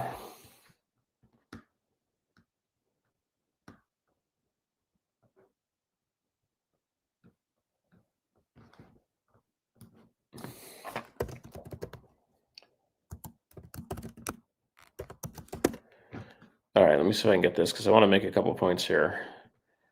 Well, now that is a laser.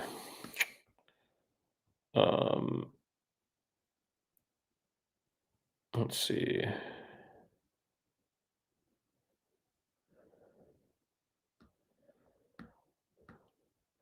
Yeah, I don't think I'm going to find what I'm looking for right now. Okay, let me see if there is anything else on here. This is the Fed. Everything's broken. You can look at that. Here's silver's best year. So this is something to kind of look at, guys. We are seeing good stuff right now. So, you know, being at 98%, we could end up having it higher next year. We could end up having it be quite a bit lower.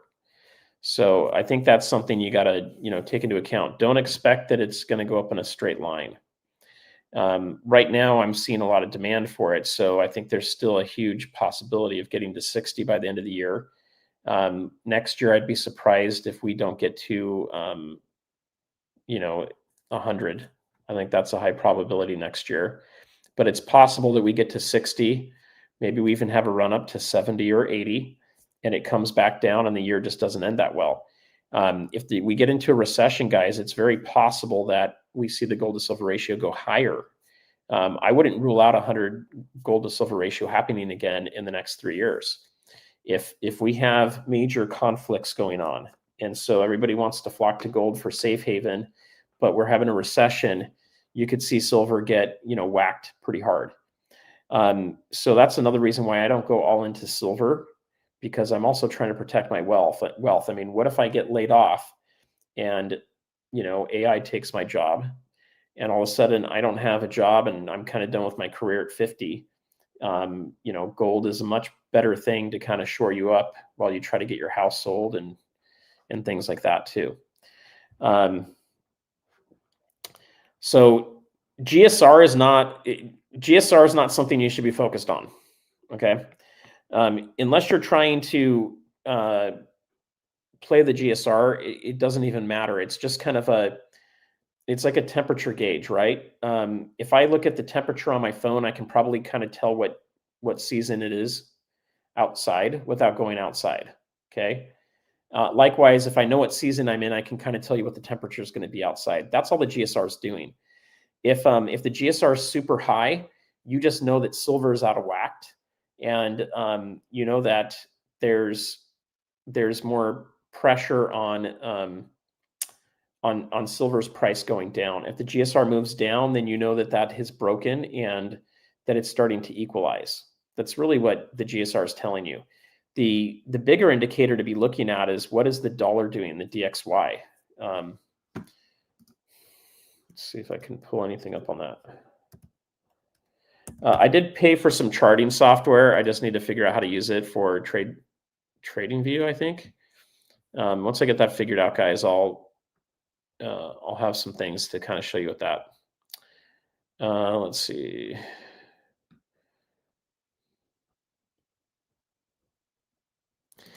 So this is the DXY going back to February. It was much higher.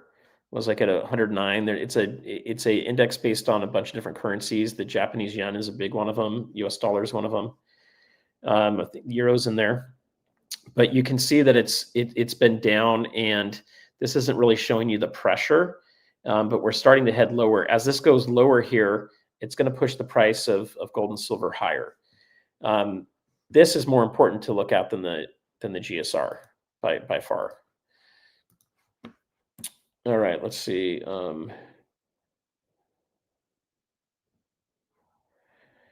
So pretty soon, Nick's going to come on and teach us everything about day trading. And then she'll give us predictions, because I know she loves giving predictions to people. That's an inside joke, guys. But charting is important to understand because it can give you a guideline. It's like having a map or a GPS that tells you which direction to go to Las Vegas from California, for example. What it's not going to do is tell you exactly what time you're going to get there. It's also not going to tell you about the potholes in the road or the weather conditions, or that someone's blown their car up on the freeway. So those things aren't going to happen. Another thing to be looking at for gold and silver that's more important than the GSR is rate cuts. The rate cuts right now, the rate cut for December is baked in, not January. And when we were looking at silver going potentially back down to like 46, 48, it was not built in. Now it is. Yeah, they do. So you guys can get into a lot of the charting stuff. If I had time to really dive into it, I could. I can only do so much. I do have to sleep. Let's see. No, they're totally different. But a GPS, like a map system on your phone,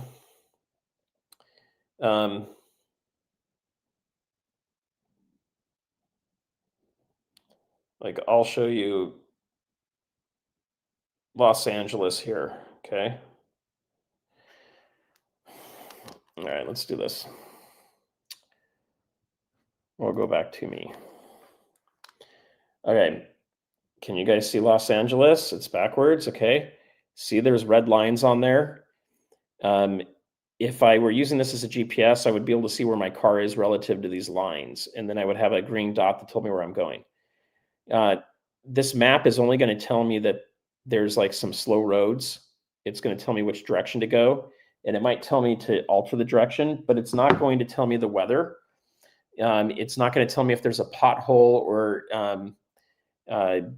that a car is blown up on the freeway. It might give me an indicator that there's a wreck or something like that, but it doesn't give me all the details. A lot of times when you're driving, especially in a big city like Los Angeles, you might leave at 3 o'clock and there's no traffic, but by the time you get to 3:15, there's more traffic, and all of a sudden your destination has had 15 minutes added to it, and then all of a sudden it continues to go, and you're like, wait a second, I've already been in the car for 40 minutes and I've only gone 15 minutes of distance. They're different tools. They do different things, but they don't tell you the whole picture and the whole story. GSR is not going to tell you whether gold's going up or silver's going up.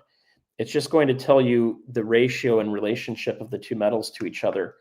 And then you have to look at historical values and you have to say, okay, what has the GSR usually been? Well, if it's normally been 12-1 and it's at 72 right now, well, then I would say silver is drastically on sell right now. All right, we're going to do GAWS here in a minute. All right, we're going to open these things. You guys want to open these things? Put a 1 in the chat if you want me to open these packages. I've got 4 of them, and we can see what's inside.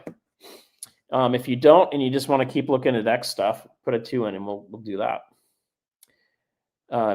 So yeah, we went up to Northern California, and we're coming home on Sunday night, and it added another 2 hours because of traffic, and it kept adding it. And so the system wasn't smart enough to anticipate all of that because it was Thanksgiving weekend, and everything was just a complete mess. All right, you guys want me to open it? I'll do that. All right.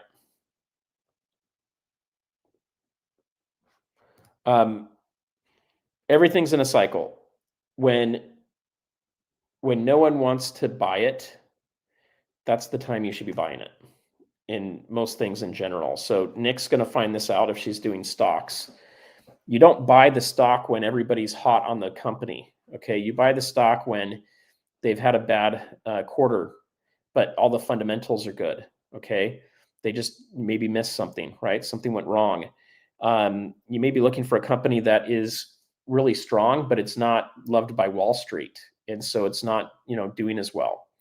You're looking for things like that are going to give you the swings if you're a trader.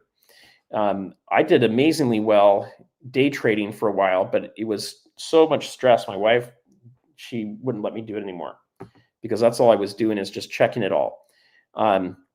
If you get into the charts and you understand what's going on, you have the ability to do some really cool stuff. Okay, I'm going to take off this back screen so that it doesn't keep doing weird stuff. You're just going to see a white wall for a bit. There you go. So we'll put Drew's painting back up. So this is kind of a cool painting, guys.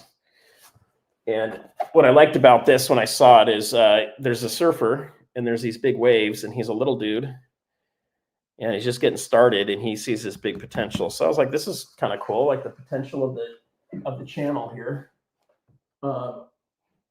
However, it's not a big painting, so it doesn't really take up the whole background. So it's just the little thing on the wall. All right. This one came from, well, this all came from the Wounded Warrior Project. Let's see what we got in here.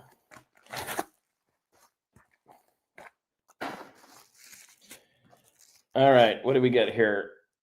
Everything's going to come in backwards. So this is Sassy Susan.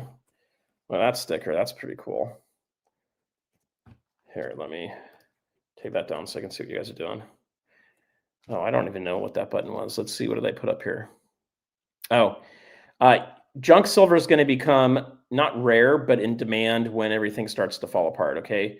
When people start thinking we're going into the end of the world, junk silver is going to skyrocket. That's the stuff that's going to go super high. The other thing that's going to happen is when there's fear of confiscation, pre-33 gold is going to go through the roof, okay? You don't even need to have the confiscation happen. Just the fear of it, people are going to freak out.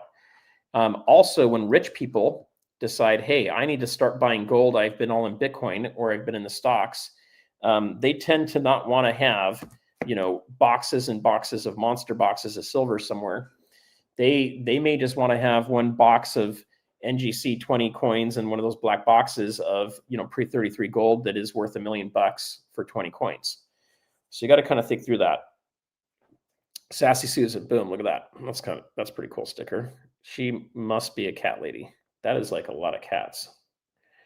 Cats, that many cats would basically end my life with allergies. I'd die in that situation. Excuse me. All right, we are going to do some silver giveaways in a minute. There you go. Here's another cat. All right, what do we get here? So this is a good project doing the Wounded Warrior stuff, guys. It helps. It's a good cause, and you end up with some silver to do something with or give it away. So this was this thing here. I know these things are backwards. There's no way to fix that, is there? I don't know. Let me look.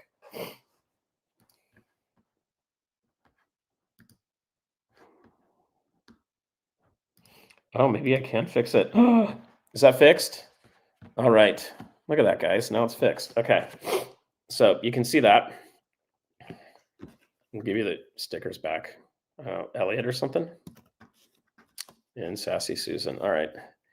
I guess I was stuck on the wrong setting. I didn't think you could switch it over. You can't do it on the phone with eBay or with YouTube. All right. I got this one for my daughter because she is actually taking EMT classes. So there you go. Boom. That's pretty cool. Silver round. It says thank you, has the American flag on it. So that's pretty cool. All right, what do we got in here?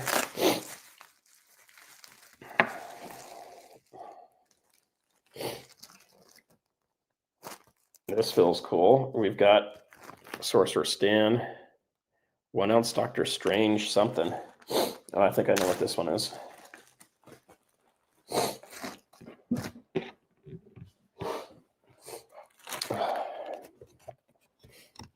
All right, guys, give me just 1 second. I'm having some allergy issues. Give me 1 sec. I'll be right back. Mute it for a sec.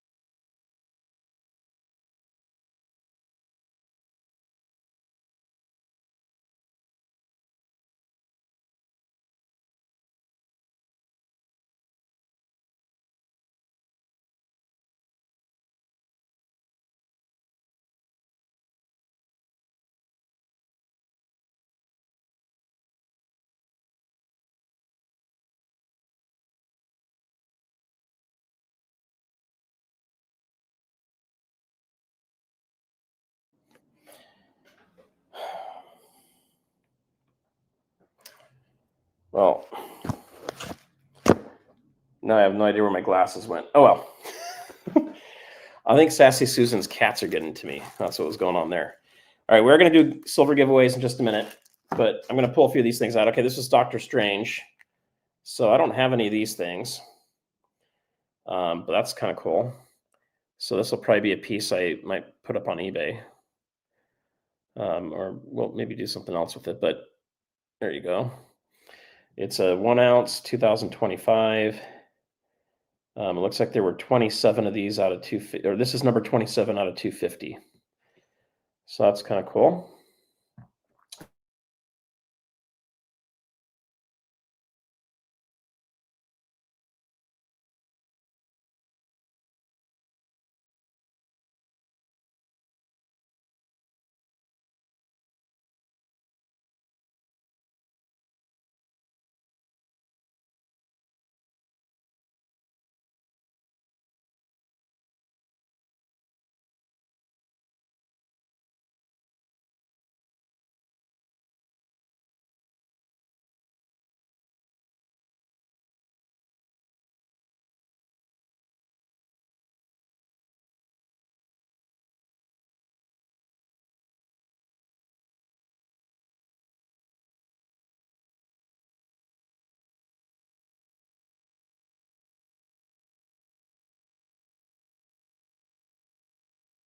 Muted again. All right, now you can hear me. There you go. Okay, this is from Angry Warrior, 1 ounce silver pour. So you can see on the back of it that it's a pour, but on the front of this, you would never know that's a pour. Look at this. That thing's cool. I don't know how to get it to focus, the camera to focus, guys. One of these days we'll get better setups on everything, but that's pretty cool. It's even got like total 3D and everything. Look at that.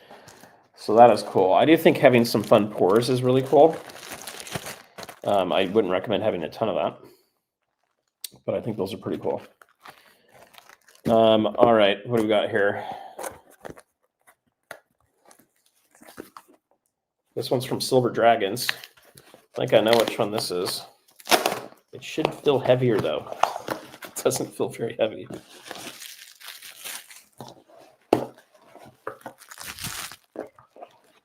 All right, what do we get in here? I think we got a COA in here. And a bunch of stickers. So we got the Silver Dragons official business card. Then we've got the Silver Pros right there. That's kind of cool. And then we've got a Silver Dragon stacking pouring sticker. And we got a grain sticker. I think he's got a lot of stickers left over. That's what I think. There's a bunch of stickers. If any of you guys want these and you win the GAW, let me know. We'll send you some stickers. And then here's the, look at that. It's 3 troy ounces. What do you guys think it is? So that's the COA there. And it's in here. All right. Here we go. You guys know what is this thing? I don't know what this is. What is that? So this is 3 ounces silver pour from Silver Dragons.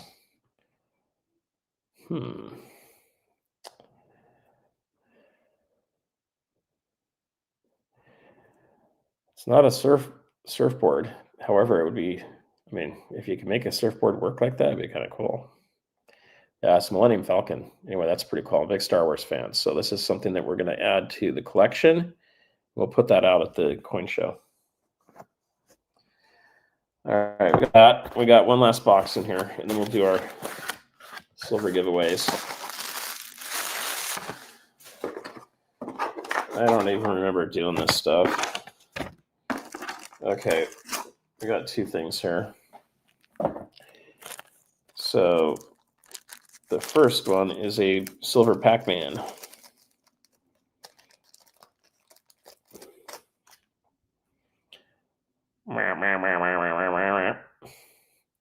There's silver Pac-Man.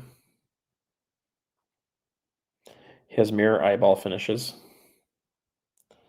So 1 ounce, 2022. So stuff like this, unless you're a massive Pac-Man fan, I wouldn't buy this unless you can get this for around the same price as, you know, just around. I'd be careful overpaying for things like this. Now, if you're doing a Wounded Warrior project, it really doesn't matter what you pay for it. It's about helping people out.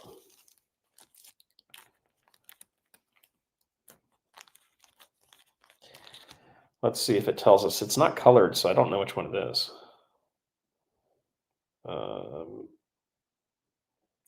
It's just the generic Ghost. It doesn't say which one it is. You can get a colored version of these, and then I think it does have the names on there. Now, cool fact, my father-in-law's best friend in college was Nolan Bushnell that started Atari. And my father-in-law was given the first offer to be the first investor for, I think it was $1,000 or $500, and he didn't have it because he was a starving student. So he had to pass on being the first investor in Atari. And I bet that cost a lot. All right, we got one of these guys here, 2021, Morgan Dollar. So that's kind of cool. I had the 2022, but I didn't get a 2021. This could be worth sending in to grade. There you go. That's pretty cool.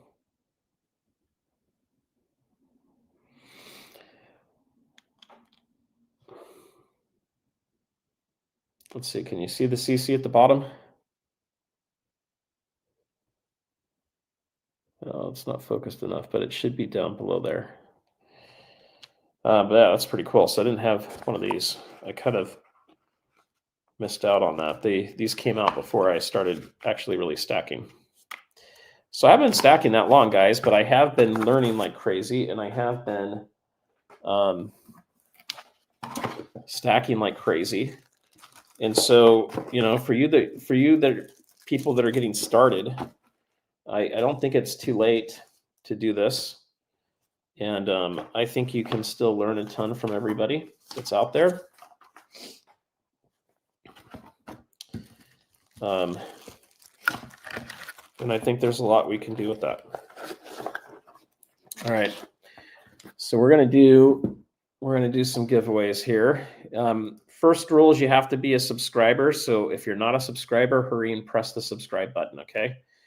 To redeem this, send me an email, stackingserver@gmail.com. In the title, put Silver GAW, put the date. Excuse me. Down below in the body of the email, give me your mailing address, tell me your channel name, and also where you want me to mail it to, and then remind me what the Silver GAW is, and then take a screenshot of your channel that you're subscribed to my channel.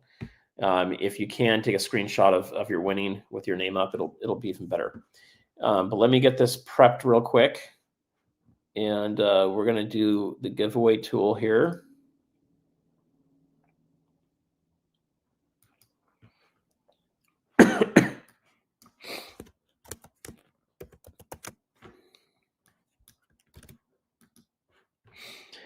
All right, so I've already started it.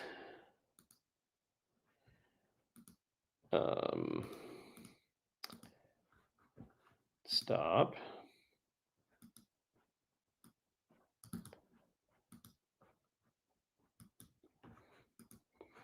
This thing's always temperamental. All right, so this is what you guys need to put in. You only need to put it in once. Is the giveaway tool rigged? I don't know. I didn't make it, so I didn't rig it.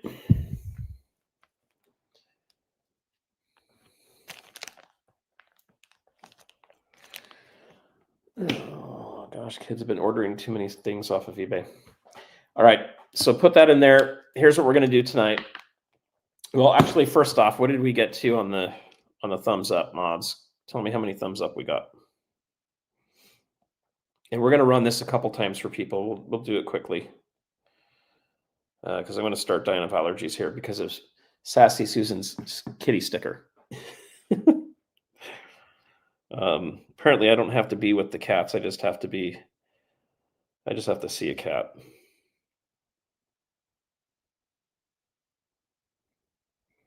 $91.77. All right. Okay.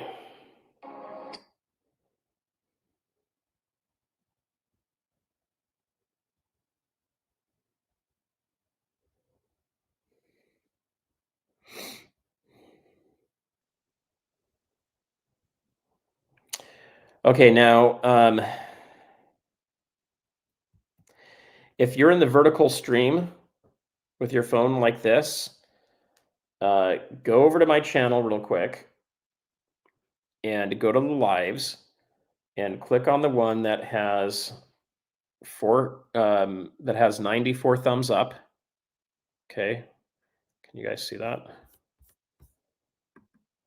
Because I don't know it's going to pull from both of them to do this. I think it's only going to pull from one. So go over to this one that has 94 thumbs up. Let's get that to 100, and we'll do 3 giveaways here. But yeah, go over to this one because you can put it in. I don't think it's going to work on the other one.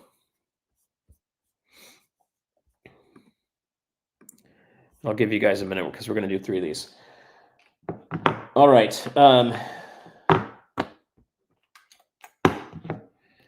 Let me check something else real quick.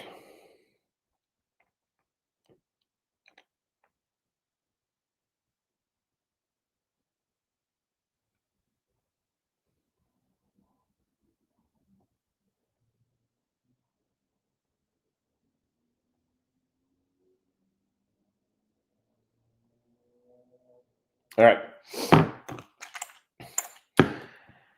How many we got? We got 56. I don't know, something like that. 56. Okay. Let's see if we can get up to 60. We'll give it just a couple more minutes here, guys. Keep putting in the GAW there.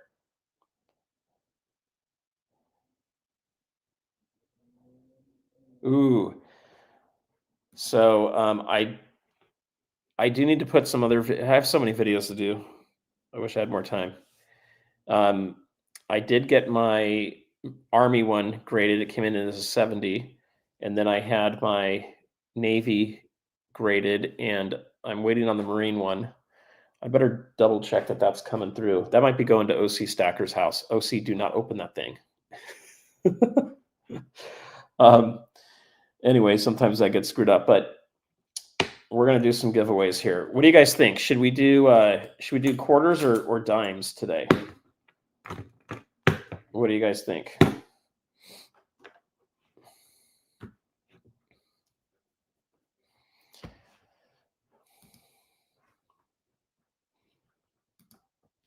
All right, where are we at? We're at 61. Okay, that's looking pretty good. I think we're giving people enough time to get over here.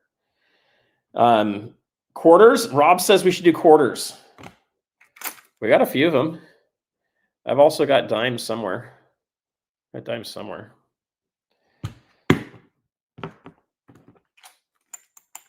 See, the guys that are saying dimes, they're looking out for me.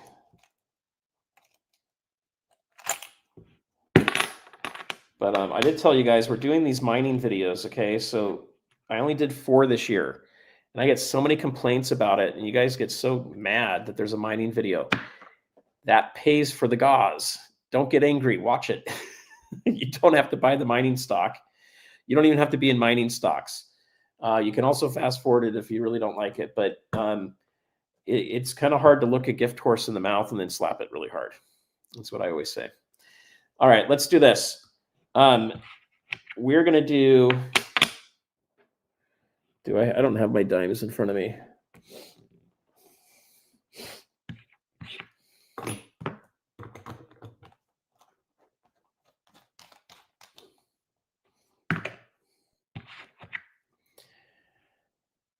We're going to do 2 quarters and a dime, okay? All right. The first one's going to be for a dime.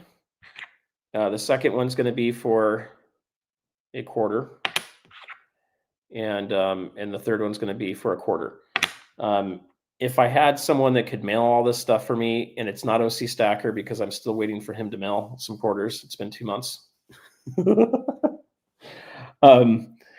Then I would probably do just a bunch of dimes and we get it out there. I mean, I think this one's going to L, and it's like a month old.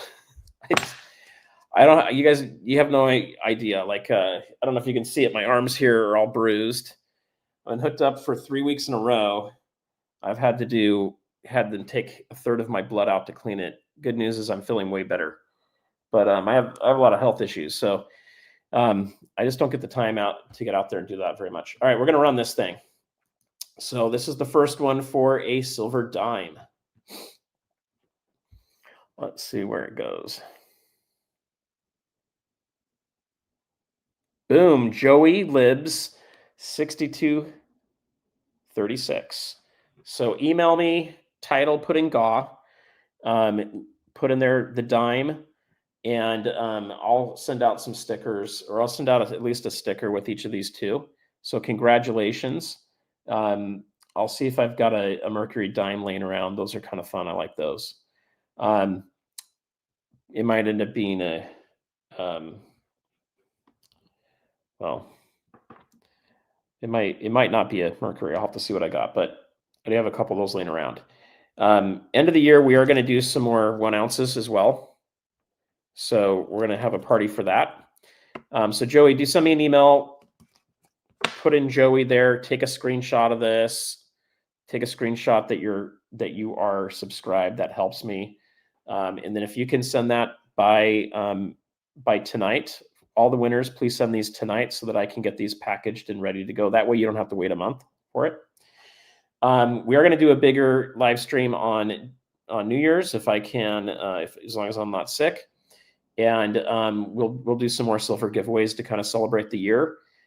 If we can get to 17,000 subscribers by some miracle, and you guys just pump this thing, and we've got a couple of great interviews and videos that go crazy, I'll be giving out a 10th ounce of gold, one of the gold toros from Spain. All right, we're going to go run the second one. You guys ready? So we're going to run that. All right. We're going to draw it again. Here we go. Here we go. Who's going to be the winner? Mr. Eric H5470. Now, for all of you guys that have these numbers, like, did you pick those numbers or did YouTube pick them?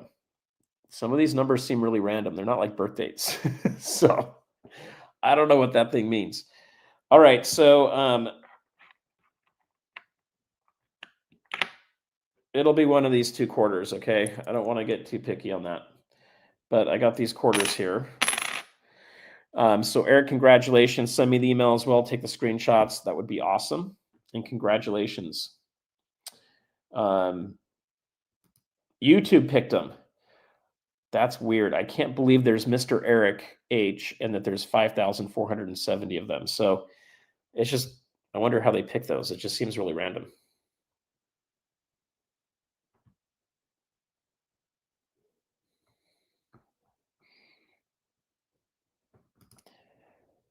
Interesting. Yeah, you got to watch out for that. All right, let's see. We got one more to go here. I got to make sure we hit the 100 on this last one for that to count, though. Did we get to 100? Because that's why we're doing 3 of them here. Got to make you guys earn these a little bit. Mods, did we hit 100? I need to make sure we hit 100 first. I just see 94, but I could be wrong. Rusty, there's only one of Rusty.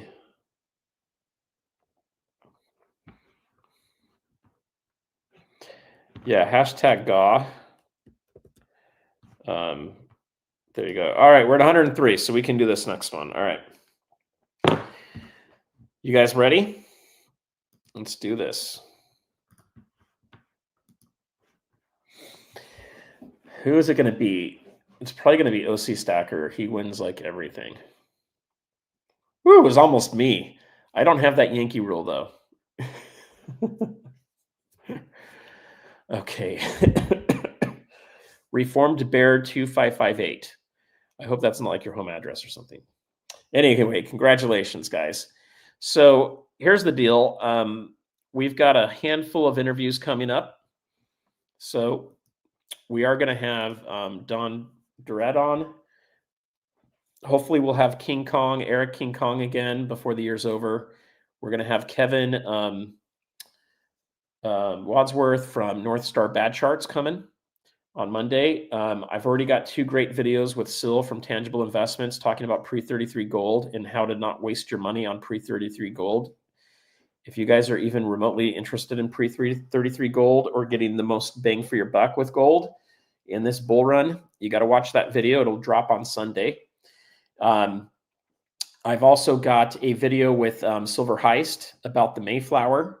So I went out and visited him, and he gave me a tour with his wife of the Mayflower. And anyway, that's going to be a really cool video coming up. So Rob, take a screenshot there, send me an email. So we've got that video coming up. And then I have 3 videos about the way I have 10 ways I like to stack. 3 of those videos are done. They're filmed, or shot. They're not edited yet. So I need to get those edited. And then I've got, I bought the sunflower gold and silver coins, as well as I think it was my Navy coin. And so I want to do a little video on those and have you guys guess. Maybe we'll do that on a live stream, what grades they are before I pull them out. And then the other thing that I'm working on with video-wise is a Costco video. I know Spectacular had one today that he kind of put out. And, I think he's probably one of the first people to do a video on the Costco. This is a different angle, though. You guys, I think everybody's missing the whole Costco game completely, and I think you're playing it wrong if you're doing the Costco game. And I want to teach you guys the tricks of that a little bit better. There's some timing that's very important there, and most of you aren't taking into account inflation. You're not taking into account of depreciation of your U.S. dollars when you're buying that stuff, and you're not playing the game right. So most of you aren't getting the advantage of being able to figure out how to always buy under spot at Costco. Okay, there's a way to do that. I'll probably be getting that out. What else do I have coming up here? We're going to try to get Lynette Zhang on again. I haven't been able to get in touch with her. We should have Andy next Tuesday as well. We'll do a fun live stream party at the end of the year. I will try to do one of these next Friday, but I might be a little wiped out from next week. Okay, here's a question. She is now, however, she's not willing to sell the house. I wanted to get an RV, sell the house, and go all in on silver. She said, no way. She likes the house too much. So, so the way that you find out if your spouse or your significant other is okay with gold and silver stacking and all of that, take all the cash out of your bank account, show them the bank account, and say, I don't know, I'm just making this up, but basically give them an alternative. Should I go sell some gold or silver, or should we not make that purchase that you want to make? And if they say go sell the gold and silver, they're not on board. If they say, I guess we will just have to not eat out this month and we'll have to really, tighten our belt on groceries, then you got a stacker there. Okay.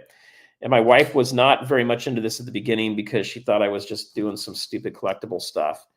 But the more she sees it, and she'll watch, I think she's watched 2 or 3 of my videos over the almost 2 years I've done it. I think she's starting to understand a little bit more about that, see what we're doing here.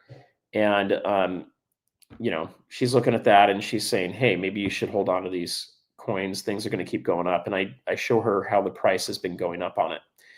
But like anything, it's not good to be 100% into something. It's not safe.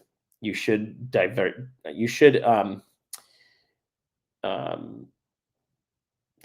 to a degree. However, I will tell you that most people that get rich, and I know a lot of very rich people, I know several billionaires, they get rich from one thing. Okay, they don't get rich from diversification. They get rich from building a business that they focused all their life and energy into, or they get rich from buying everything into like Bitcoin. Okay, and they risked it all and they did it early. And I used to like Bitcoin. I don't anymore because it's no longer a libertarian form of money that was set up to be peer-to-peer. It's basically now held hostage by the ETFs. It's going to be rehypothecated like silver and gold are. You're already starting to see it. A bunch of paper Bitcoin's going to come on, and it's going to really hurt their price from going up to where they want it. It's also way too dependent on the system and the network. This is in my hand. You can't take it out of my hand very easily. So yes, my wife is on board with stacking, but my tendency is to maybe overboard it a little bit, and so she's kind of freaking out on that. Now it's not exactly a Ponzi scheme. MicroStrategy looks like a complete Ponzi scheme to me, but Bitcoin is more or less just an asset that's been hijacked, and it doesn't do what it was set up to do anymore. It is my problem with it. Now that's not to say not to own it. What I'm saying is I'm not comfortable holding it. Okay, you could trade it if you had enough money, and you could buy Bitcoin for a small percentage of your portfolio. Maybe you hedge it, because I could be wrong. Maybe it will go up a lot. I mean, it does look like it's a liquidity sponge to soak up all of this money printing that's going to go on. So I still think you probably will see $1 million Bitcoin. The problem is will they pull the plug on it at some point? Anybody that says you can't pull the plug on Bitcoin does not understand software, technology, the internet, fiber optic cables, electric, all this stuff. They don't understand any of it. Quantum computing, AI. If they tell you they understand that and that there's no risk to Bitcoin, then they're lying through their teeth. Okay. The internet's controlled by the government. They can pull the plug on it anytime. So is the power. They can pull the plug on that stuff. You still have to have a device. They're going to be putting digital ID on everything, and they can lock you out of it. So I do not want anything that is going to keep me out of it. I want to get out as much fiat as I can before the stable coin comes. Gold and silver is the way to do it. All right, let's see. You guys had a couple more quick questions.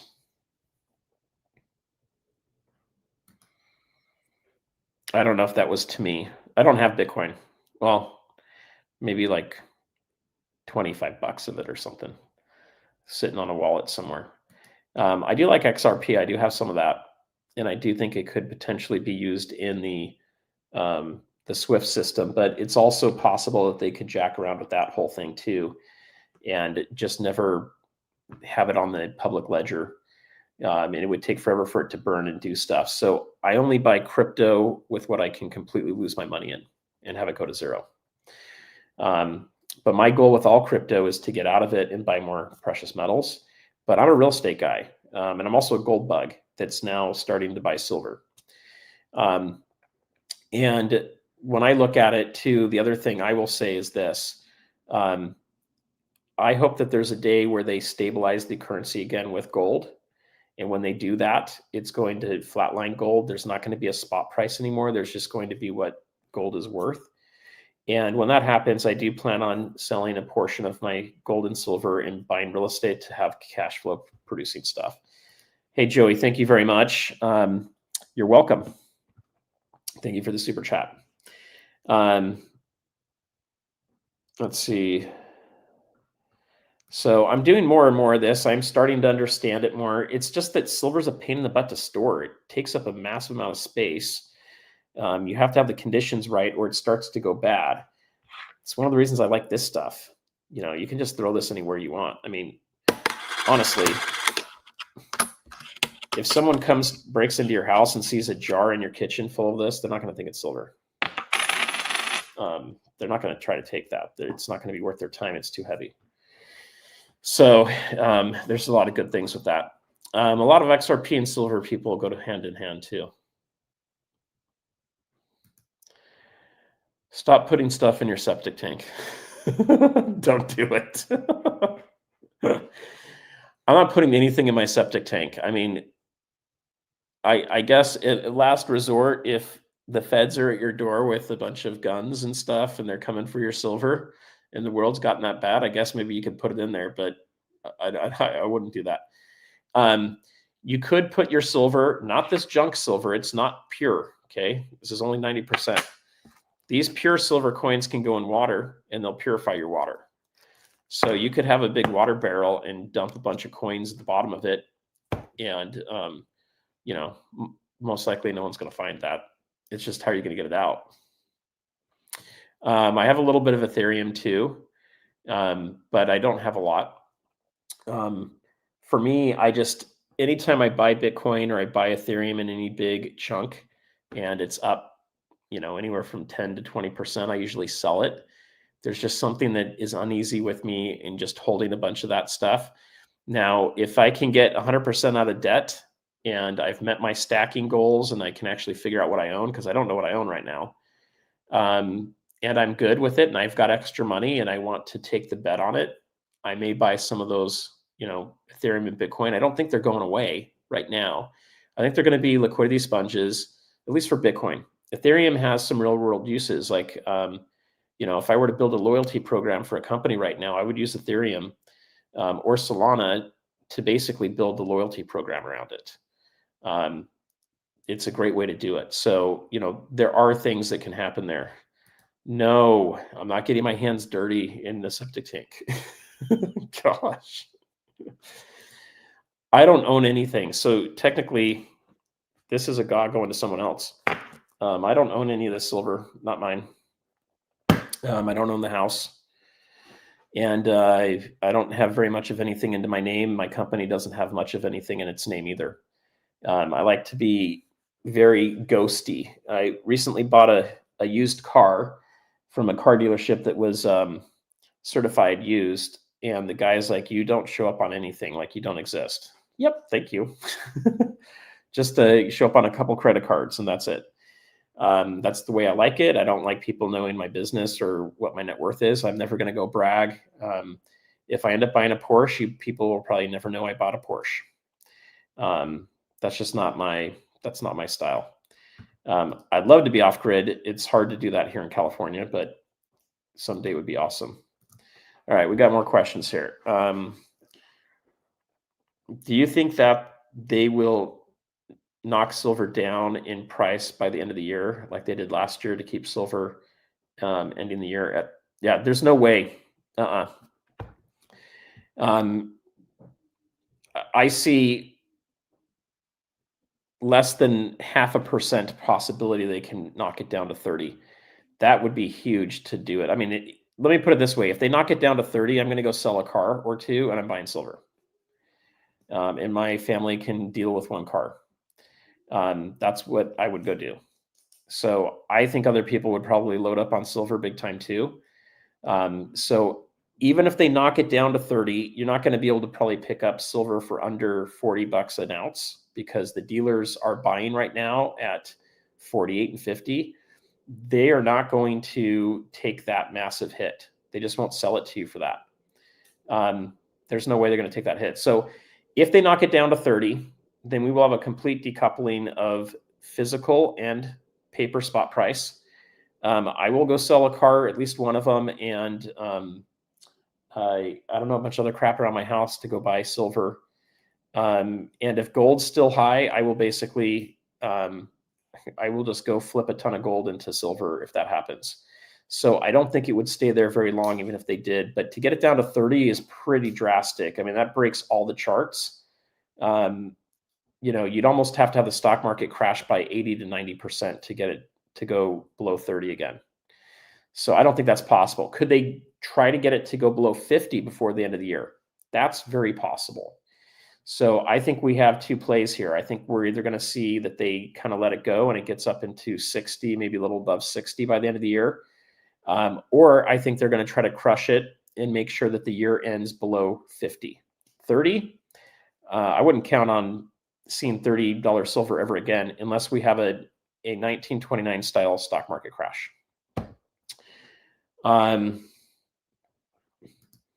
That makes more sense because that's what I would say. Yes, I think they're going to try to crush it down there. I don't know if they'll be successful at doing it though. But 30, I just don't think we're going to hit 30. It can. Here's what can happen if we have the stock market go down by 90%. First, you'll see Bitcoin crash before the stock market. Then you're going to have the stock market crash. And what's going to happen is those people that have those equities and cryptos, they're going to get margin called because one thing that's different between a stacker of precious metals and a crypto stacker or a equity stacker is metals people tend to not leverage themselves. Most of you probably didn't go take a loan out against gold and silver so you could have it. Now, technically, if you still have a home loan or a car loan, you're kind of doing that, but let's take that aside. You didn't go and leverage it with a stockbroker like mining stocks. And if you are doing that, be very careful. You can get burned very quickly on that. I've been in places like that before where I've had a stockbroker calling me every day for about 2 weeks saying, hey, you owe me another blank amount of money. The blank is just the dollar amount. He wasn't saying blanking money. But after a while, I said, just sell everything. I don't even care anymore. Stop calling me. Liquidate it. And so you got to watch out for that. When those start getting liquidated, if they own any precious metals, they're going to sell the precious metals to pay the margin. And so you can have the metals drop pretty good when that happens, but it doesn't mean that the physical price is necessarily going to go down with it. It just means the spot price may go down because people that are playing the stock market with SLV and GLD, the two ETFs, which in my opinion, you should never own. I would not own those. I won't own them. I don't like ETFs in general. I think the only one I have some money in is the SLG, whatever. It's the junior silver miners. I try to stay away from mutual funds and ETFs. I like to own the underlying stock. You can get the dividends that way. Plus, you also don't have the fees that go along with it. So the other thing I'm just going to say, though, on that is it could go down. You could see silver go to 18 bucks. You could see gold go down to $1,000. Anything's possible. But what you have to realize is there's still going to be money around. And when assets that are hard and sound like gold and silver go down, there's going to be people that'll be down there to pick them up. and they're not going to stay down there very long, and they're going to start to go up, and they'll be continuing to go up as we come out of any kind of a major crash. All right, let's see. We did have the GAW we already hit. Sorry, EcoLeaf. It is a deflationary spiral. So a lot of times what will happen is you'll have an inflationary spiral, which is what we had a couple years ago, and we're still in it a bit. A lot of times the inflation goes in threes. So you have three inflationary periods. We've already had the first one and finished it. We're in the beginning of the second one. We'll probably have a third one closer to 2030. A lot of times after you have these inflationary spirals, you get a deflationary spiral, and that's where everything kind of unwinds. And if it becomes deep enough on the deflationary, everybody starts losing jobs.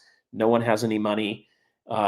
They're worse than inflationary. Inflationary feels a little bit like I need to go get a second job, or I need to work a few more hours. Deflationary feels like I have nothing to do and I can't even eat. You don't want deflationary. Yeah, me too. But I'm going to sell the truck. So I'm going to have to go carry it all by myself. So I'll borrow someone else's truck. So this is good too. Yeah, you guys can get the AppMex card or the One Gold card. You earn medals when you buy from them. So if you're buying from those guys, that's a good play. You get a better benefit from it. It actually covers your fee with the credit card. So I'm just going to give you guys a little hint. Let's say you set up a Whatnot store or an eBay store. You could use the AppMex credit card to go buy some pretty cool stuff on AppMex, buy the stuff that's on sale, get it in bulk. You got 30 days to pay your credit card off, hurry and turn around and sell it. And now you got the cash to pay your credit card off. If you got desperate enough, you could do that and keep turning it around. And you basically use the, whatever bank they use. I forget which bank it is. And you get to earn free gold and silver with it too. This is going to break. When this breaks, it's going to be really ugly and bad, guys. It's going to push a lot of people towards gold too. Okay, they do have escape routes, but they don't always work. Right now, everything's using bots and using AI. If you guys remember a few weeks back, Bitcoin crashed really hard, and it took out almost every stop loss that's ever been put into Bitcoin, and just wiped them out. And then it basically jumped back up very quickly, and it was within like a couple minutes of each other. That sold a lot of people's positions really low, and anybody that was on margin got wrecked. So I don't know why that's not in the news more. I would think that a lot of people would have been out of Bitcoin and just said, forget it, because of that happening. Be very careful stop losses. You need to understand what you're doing. I stopped doing them on crypto because it's too volatile. You'll buy something at $2 and then it goes down to $1.50, hits your stop loss, and the next thing you know, it's back up to $2.50. And now you've lost a bunch of money. Plus, you're gonna have to pay more money to get it back. And I'm just not into playing that kind of stuff. There are things that can kind of stop it, but here's what happens when the market really crashes. So when a stock goes from $100 down to 50, it doesn't mean that someone actually sold the stock for that to happen. It can happen just by sentiment. There are what's called specialists, and the specialists kind of help determine what the price should be. So if we wake up tomorrow and the specialists have decided that, or on Monday, the specialists have decided that all the AI stocks are overvalued and it's really bad and we need to move out of them, they can basically have all the stocks start at 10 or 20% below their value starting on Monday, and everybody gets wiped out, loses money, especially the ones that are going long on it. And that can all happen without a single trade. The stock market is a casino. It's not how companies make money. You make money from your IPO when you put the shares out there. You make money when you are issuing more shares for your company at the IPO, or if you do another offering. Outside of that, it doesn't make any money. So, a company can still be worth billions and billions of dollars and operate well, and their stock can go down to zero, and it doesn't affect the company. I don't think a lot of people understand that. Something happened to the other feed? I don't know.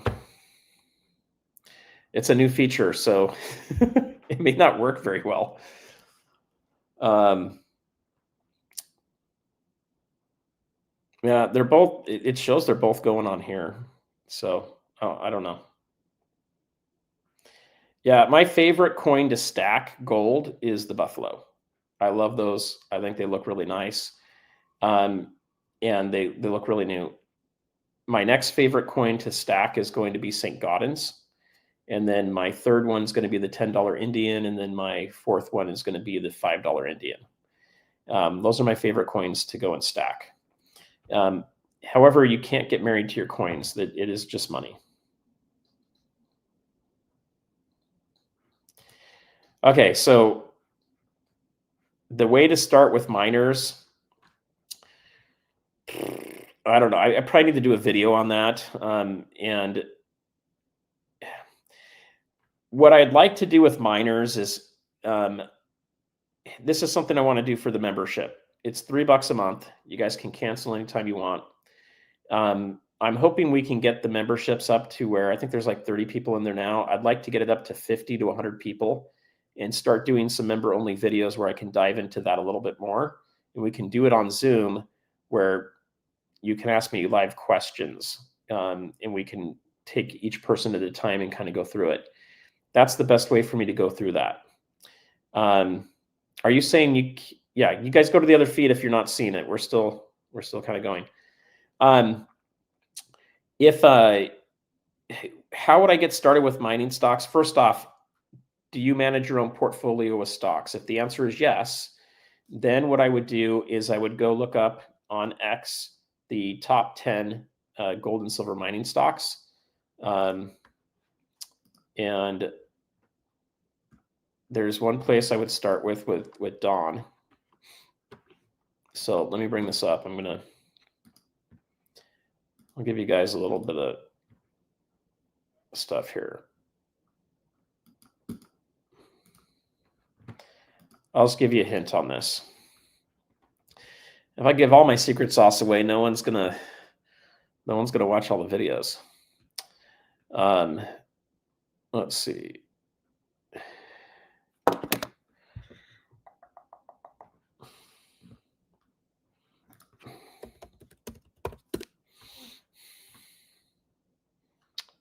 No, that's not what I want. Okay, what I want is this. This will make sense in a second when you guys see it. I'm not spelling his name right. A second here. It's direct.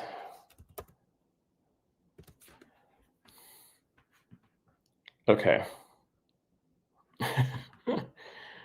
He calls a group of stocks. Oh, it's not going to bring it up. Mormon, which is funny. Okay. Here we go. So this is where I would start. Let me pull this up. Boom. Okay, this is one of the places I would start and look at. So this is a playoff polygamy, if you guys know what that is. So Collier Mining has been awesome. Okay, that one's done really well. I got into that in May, made about a 200% return on it.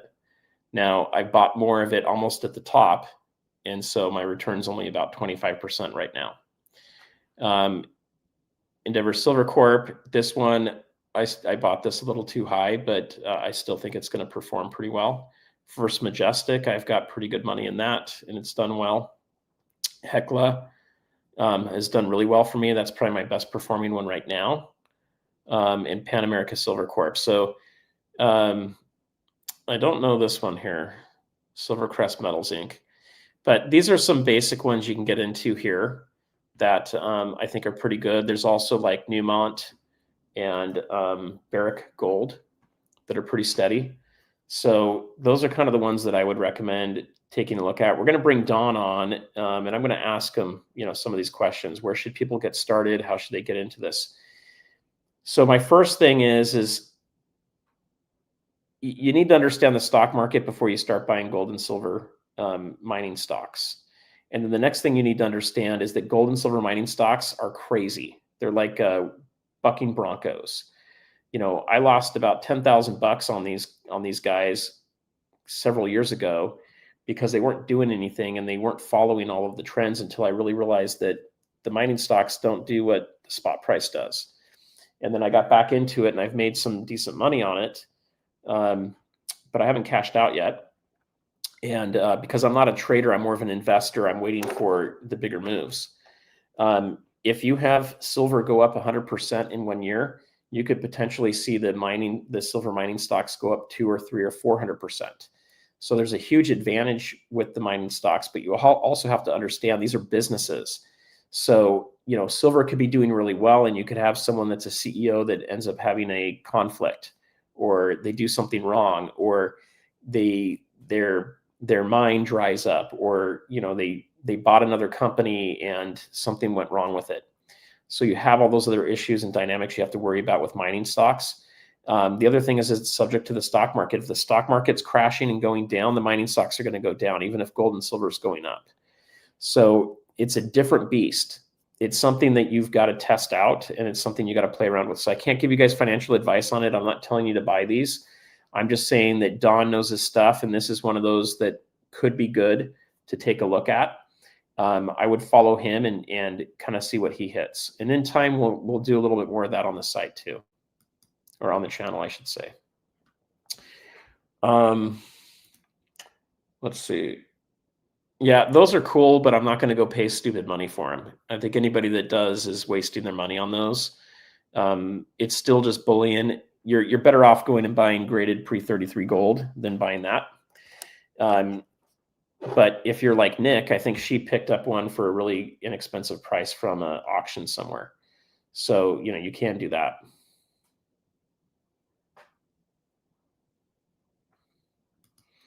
PCs aren't getting any of the chat. I don't know. That's really weird.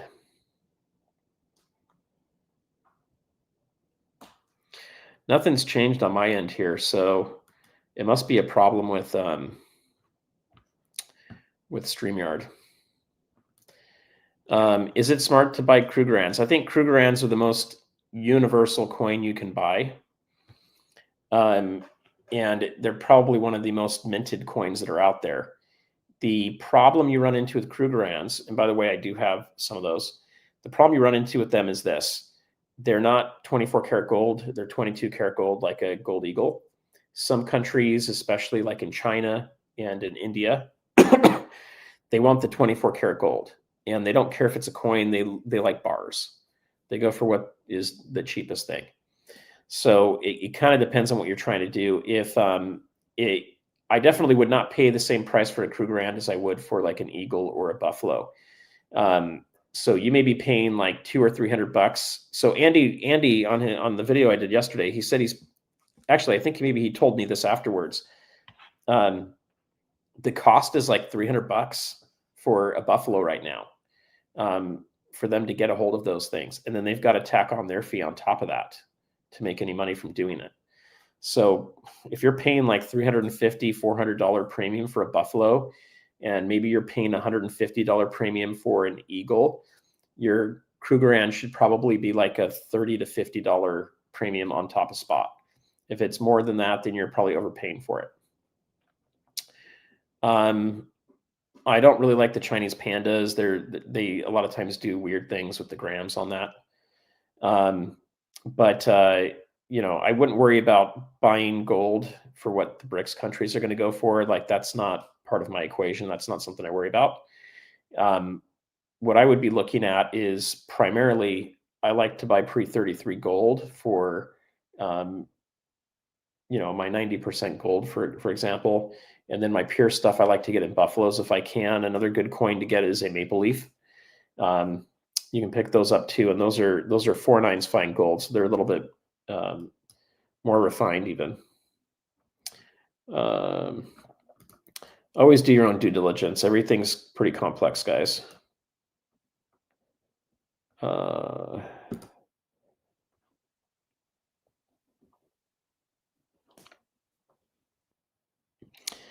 Yeah, so silver, you guys, silver is going to disappoint you in your life.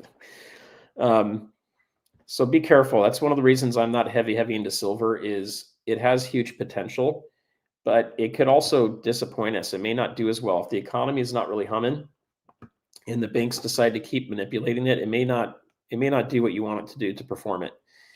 You got to be careful with this. Gold is wealth insurance. Silver is bartering money. Okay. It's also a speculative play, and it's also an investment. So you've got to look at the charts. You've got to be following stuff. If you're going to try to be a trader, don't trade this stuff. It's too crazy to try to be going up and down in the premiums. You're trying to trade it, go buy like One Gold or Glint. That's the best place to go do it. You're basically vaulting it, and your fees will be way lower. The other thing you can do is you can play the stock market with GLD and SLV. I don't recommend doing that, but you could do that. But as far as like, when's it going to go through the moon? Silver usually doesn't go through the moon until towards the end of the bull run. And gold's been in its bull run for 1 year. And that bull run is going to last somewhere between, 3 more years and 9 more years. Okay. It just depends on how things go. Silver usually doesn't have its big bull run until about, 24 to 6 months towards the end of its bull run. And that's usually when silver really skyrockets. So the GSR is going to continue to get pulled and silver is going to continue to go up, right? I don't think we're going to get to like a 300 GSR, but, for silver to really skyrocket and get to $700, which is a number that probably all of us would love to see at some point, you're going to have gold at 20,000, in my opinion. And you're going to have that GSR come way down, which means that the COMEX and LBMA have probably had a major unwinding, and they've stopped rehypothecating silver, or they've broken and it's moved to Shanghai. Those are the things I would think would probably happen. So be careful when you're putting goals around things, okay? Especially if you're in retirement age. I'd be careful with having a lot of silver personally. I'd be more heavy into gold personally because it's less risky.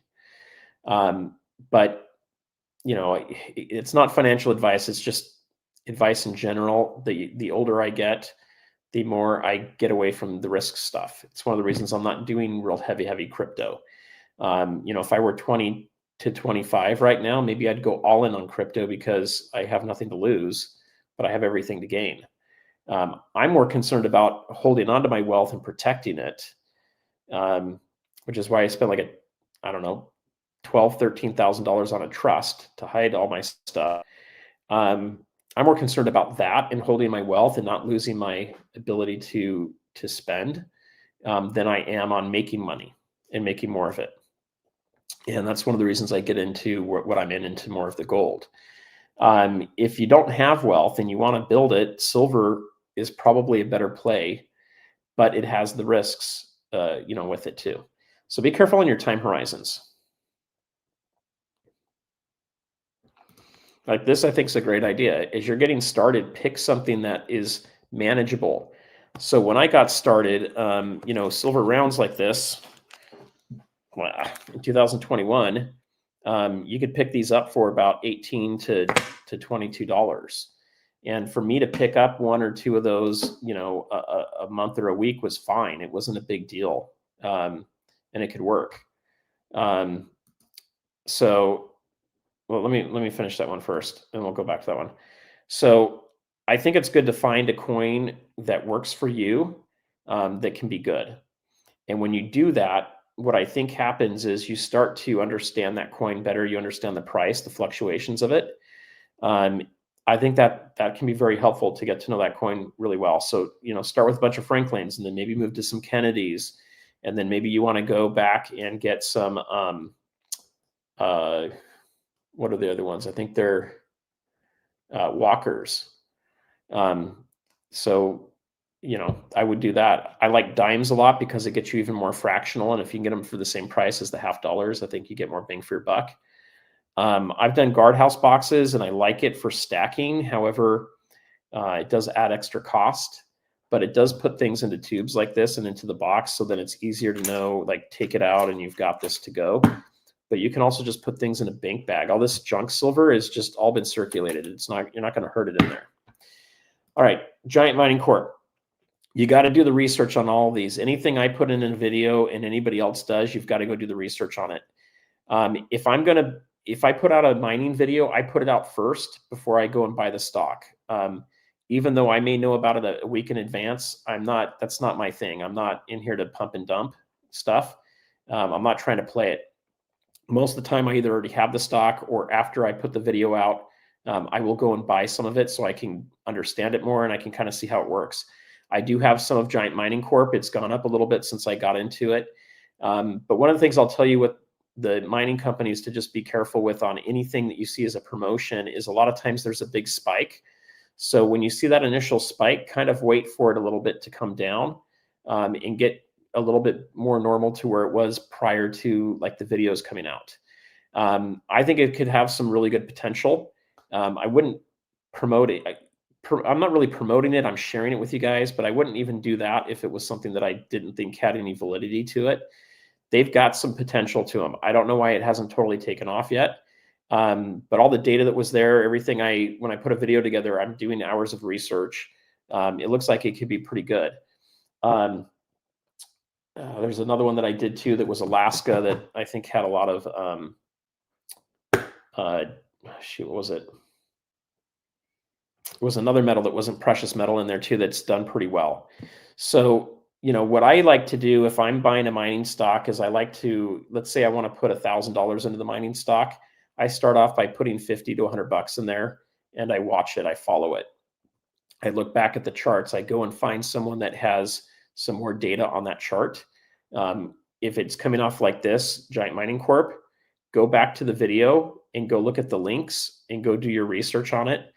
And if that looks like something you're interested in buying, then the next thing to do, now you know it's a good company you want to buy into. The next thing to do is you want to look at, are you at a good place to buy price-wise to buy in?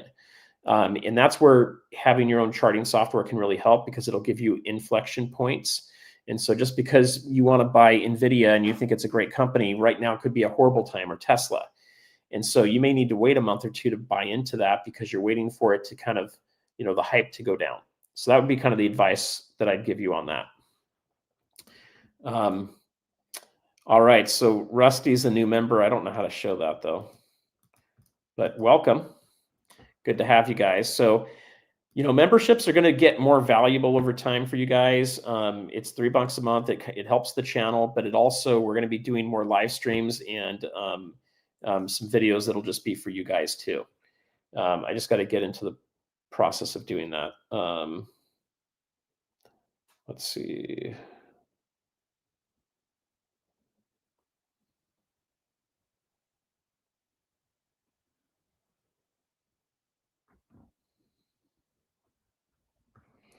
Yeah, this is what I was saying. Gold goes up first, then silver follows. So we're in like the beginning of the third inning for gold, and we have the first batter has just hit a single with silver. Okay, guys, things are just starting.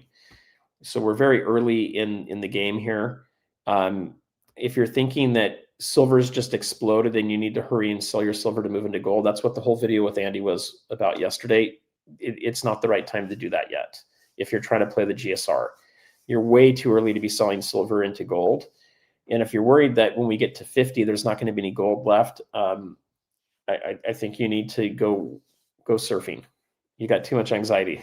You're worrying about the wrong thing.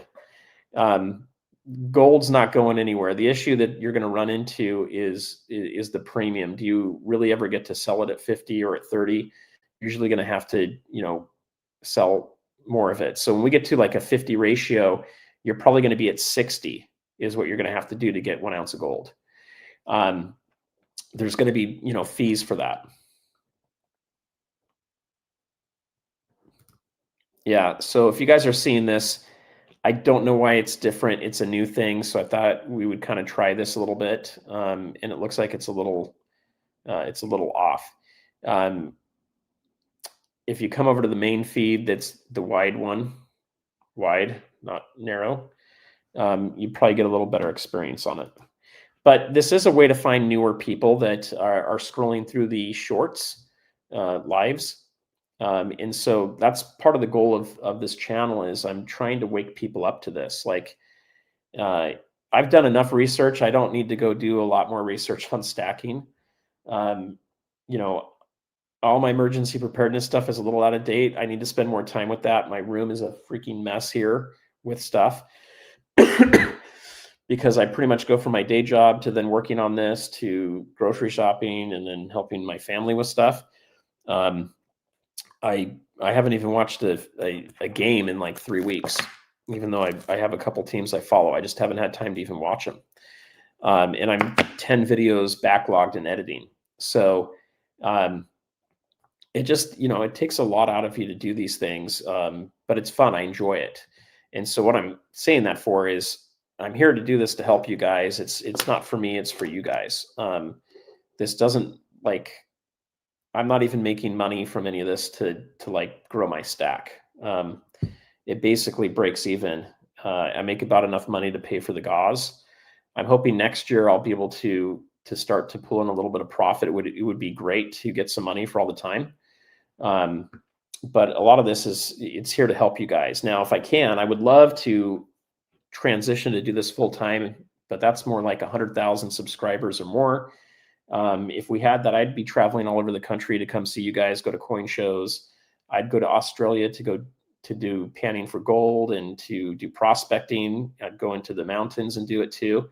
I'd have a blast doing all of that stuff. I can't do that with my day job where I'm on video calls all day. But in time, we'll do some fun stuff. You figured it out. I know you did. Those are pretty cool. I bought some rounds from Tangible Investment the other day, and they have their regular rounds, and then they have their premium rounds, which are like the buffaloes. And so I got a good price on the non-buffalo rounds, and I got a whole tube of prospectors from 1980 from Engelhard. They don't know that those are worth a lot more money. They don't primarily do bullion. They primarily do collectible gold and silver coins that are rare. To them, it doesn't matter. It's just bullion. But now I'm debating, do I sell those and see if I can get another half a tube out of it? All right, let's see what else you guys are talking about.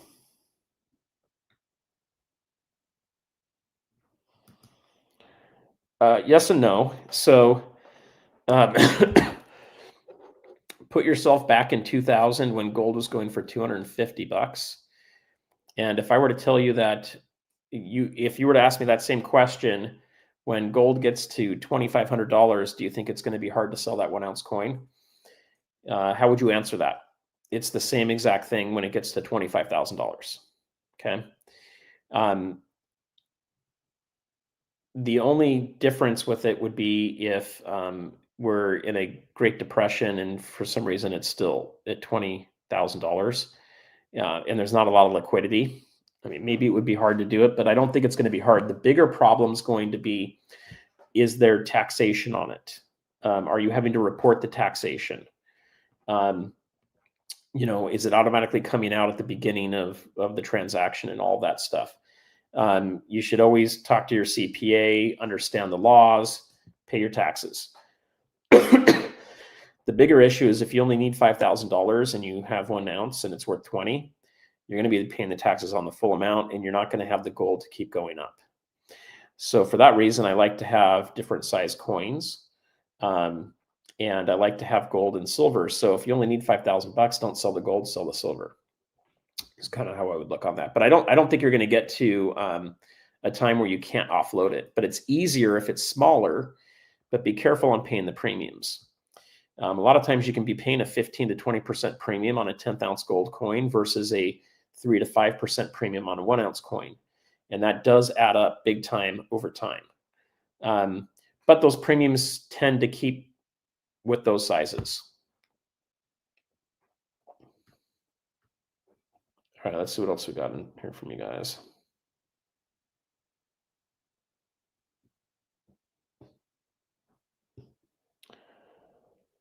I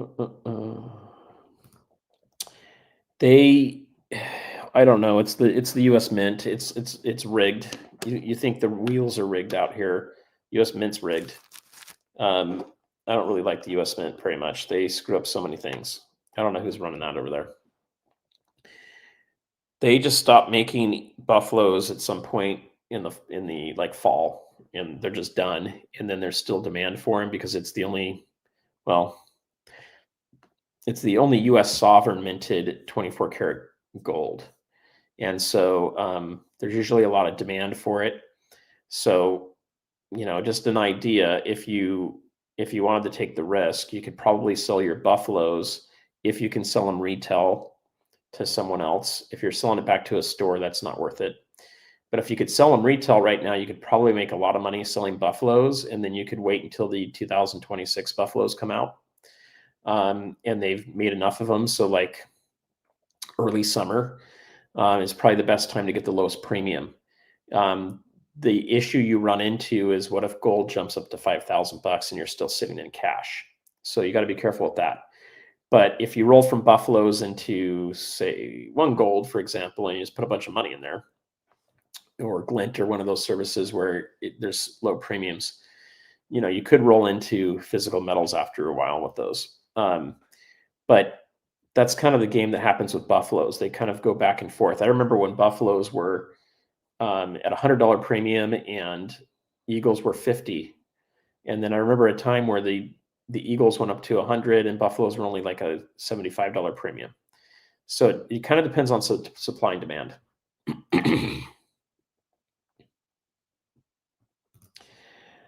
Yeah, I get you. I feel the same way. Like,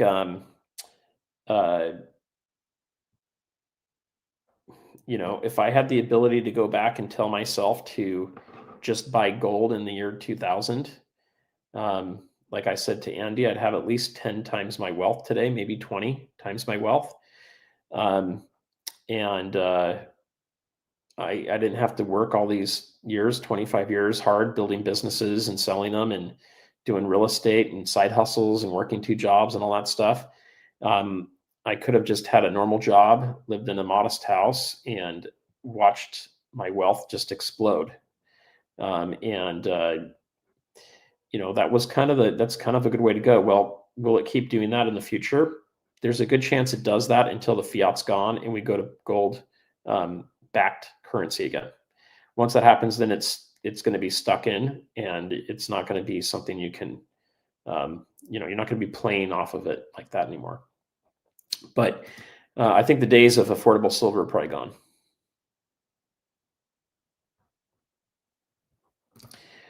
Refineries capping buybacks, even as spot soars. No comment. There's a couple big refineries in the country, and then there's regional refineries. What I've been told from inside sources, but I can't confirm from the person themselves, is that a lot of the silver is being used to shore up LBMA with their bars. They're big silver bars that have to be 3/9 fine silver. That's why they don't want the junk silver. They don't want the sterling silver. They don't have our refineries are old. They're not efficient like it's not as efficient as like Switzerland or what they've got in China.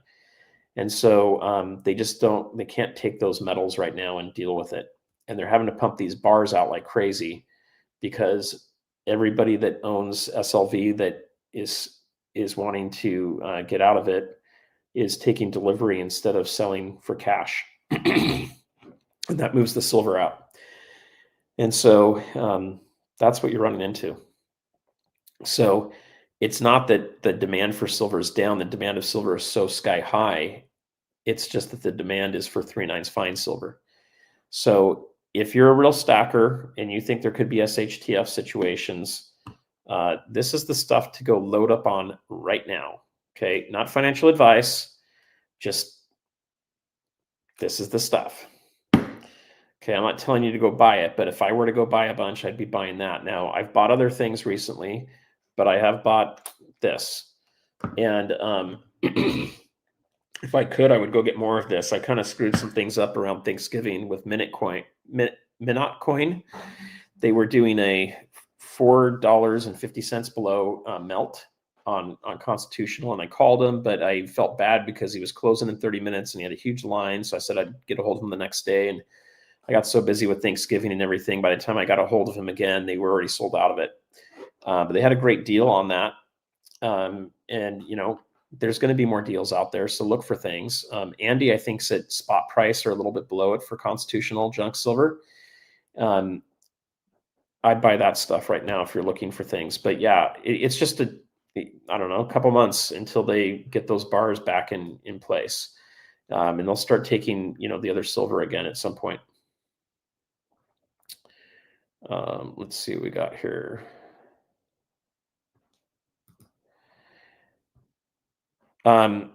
If you set up a trust for less than $10,000, it's not going to be a real robust one. Okay, 10 to 13 is kind of a starting point to get a robust trust. So I don't own anything, but I have the ability to influence and control everything still. And so, if someone sues me because they don't like what I say on here and they lost money in the metals and they want to try to press something, you can sue my company. You can't find out who owns it. You can't find out who owns it. And good luck. And there's no assets in there, so good luck. And even if you found me and you tried to sue me, my attorney would send a letter and basically show that I have no assets. And so again, you're going to get nothing out of it. So when you start to get into the 10,000 plus range on trusts, you're protecting yourself to the point where everything is protected and people don't have the ability to come after it. Even if stuff's in your name, there's ways for it to automatically roll into a trust. So like technically I don't even own the shirt or the hat or any of the stuff. So that's not something you worry about until you have enough assets that you need to worry about protecting them, or you live in a place like California where people sue you if they, are walking their dog and they trip on the sprinkler out in front of your house. So, if that doesn't sound like something that's in your wheelhouse, don't even worry about it. There's other trusts you can set up that are for, staying out of probate. When you get into the $12,000 to $13,000 range, you're starting to get into trusts that are more set up for massive amounts of asset protection stuff. Kind of leave it at that. Silver is not the devil's metal. God made silver and gold. I don't think he made Bitcoin. I think man made Bitcoin. Usually when man makes things, it doesn't go well in the long term. But they're saying that because they're trying to discourage people from it. You guys, if us stackers stop selling our silver completely, silver's going through the roof because they won't have enough for industry. Okay, they don't get enough of it out of the ground. It would break the banks. It would take out the big four banks because they're doing over 1 billion ounces short. Okay, and they're naked. A lot of that's not even they don't even have the silver to cover it. So if you guys understand what that means, basically take the price of silver times $1 billion, and that's potentially how big of a loss they have. I think it's in the $30 billion range. That's significant for a bank to take in a direct loss. And it could be bigger, it could be a little less than that, but it's definitely not the devil's metal. Thank you for the super chat. What percentage of your assets do you have in gold? You're 56. All right. So I turn 50 next year. I'm 60% in gold, 40% in silver. I started in gold mostly. I've started adding more silver. I'm not really playing the ratio, but I kind of am. When it was above 100 and 90 and even 80, some people local would want to, a doctor would want to pick up some gold. So I would sell a gold coin to them. And then I would pick up silver to replace it. So in essence, I'm doing the gold to silver ratio, and I actually came out pretty well because I can sell, at a little bit above spot. And for some of the silver, those deals came in below spot. So I got a little benefit from it. But that's my ratio. There's no rule of thumb on what your ratio should be. except that I mean, I have a little bit of a rule of thumb, which is 1 ounce of gold for every $50,000 in net worth you have. If you have a paid off house, I would make sure you have enough ounces of gold to cover 5 years worth of property taxes. I think that's smart. The other thing I would say is $100 face minimum for each person in your house of junk silver, and work your way up to, multiple hundreds. It is possible, theoretically, to look at it, if a dime buys you a dozen eggs, or a loaf of bread or a gallon of milk, how many dimes do you need a week per person to be able to buy all that stuff? Multiply that out. That starts to tell you how many dimes you need for how long you want to prep for. 3 months, 6 months, a year, 5 years, 10 years. What are you looking for? And then I always like to get food storage. If you guys don't have long-term food storage, go get some. I'd sell some of my silver or gold to go get that stuff. There's been a lot of Black Friday sales. There's a lot of other good stuff out there. I have a video that's 3 years old. I still haven't put it out, but it shows you how to make, for about $25, how to make 20 pounds of rice last for 30 years. I probably should put that out. I just need the time to get to it.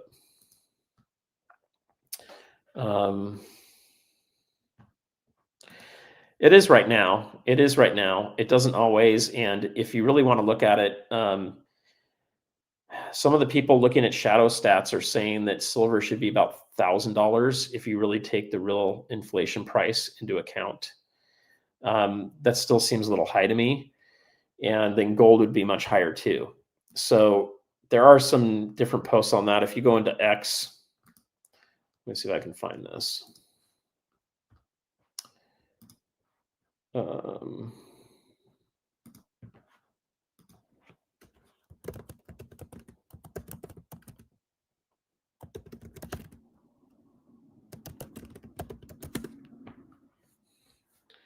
Let me see if I can get it here.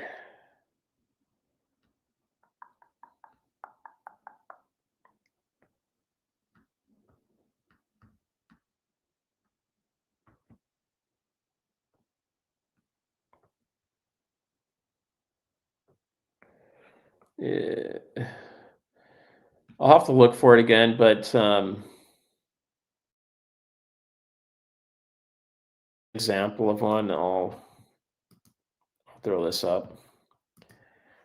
So when you used honest CPI, so that's the consumer price index, or people call it CPI, like Andy was, the one used in the 1980s, okay, because they no longer count coffee.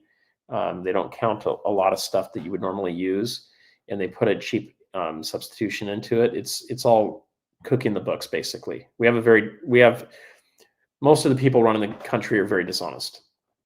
You'll know that they're honest when they put term limits on themselves, and you'll know they're honest when they stop paying themselves raises without the people voting it. But anyway, he's saying $300 to $400 is what silver should be right now, just based off inflation. So I think it's just something to kind of watch. All right, guys, we've been on here for about 3 hours. I need to jump off. I'm going to lose my voice here, but I want to thank you guys for jumping on today and going through this. Hopefully it was helpful for you. Thank Check Stacker for 5 memberships, guys. That's awesome. If you got one of those, you'll get a notification in your email, and you'll see also like a blue icon. Check out the membership, see what you think with it. And if you like it, you can renew it. So Checks, thank you for that. Now let me see if there's anything left. You guys put a lot of stuff in here.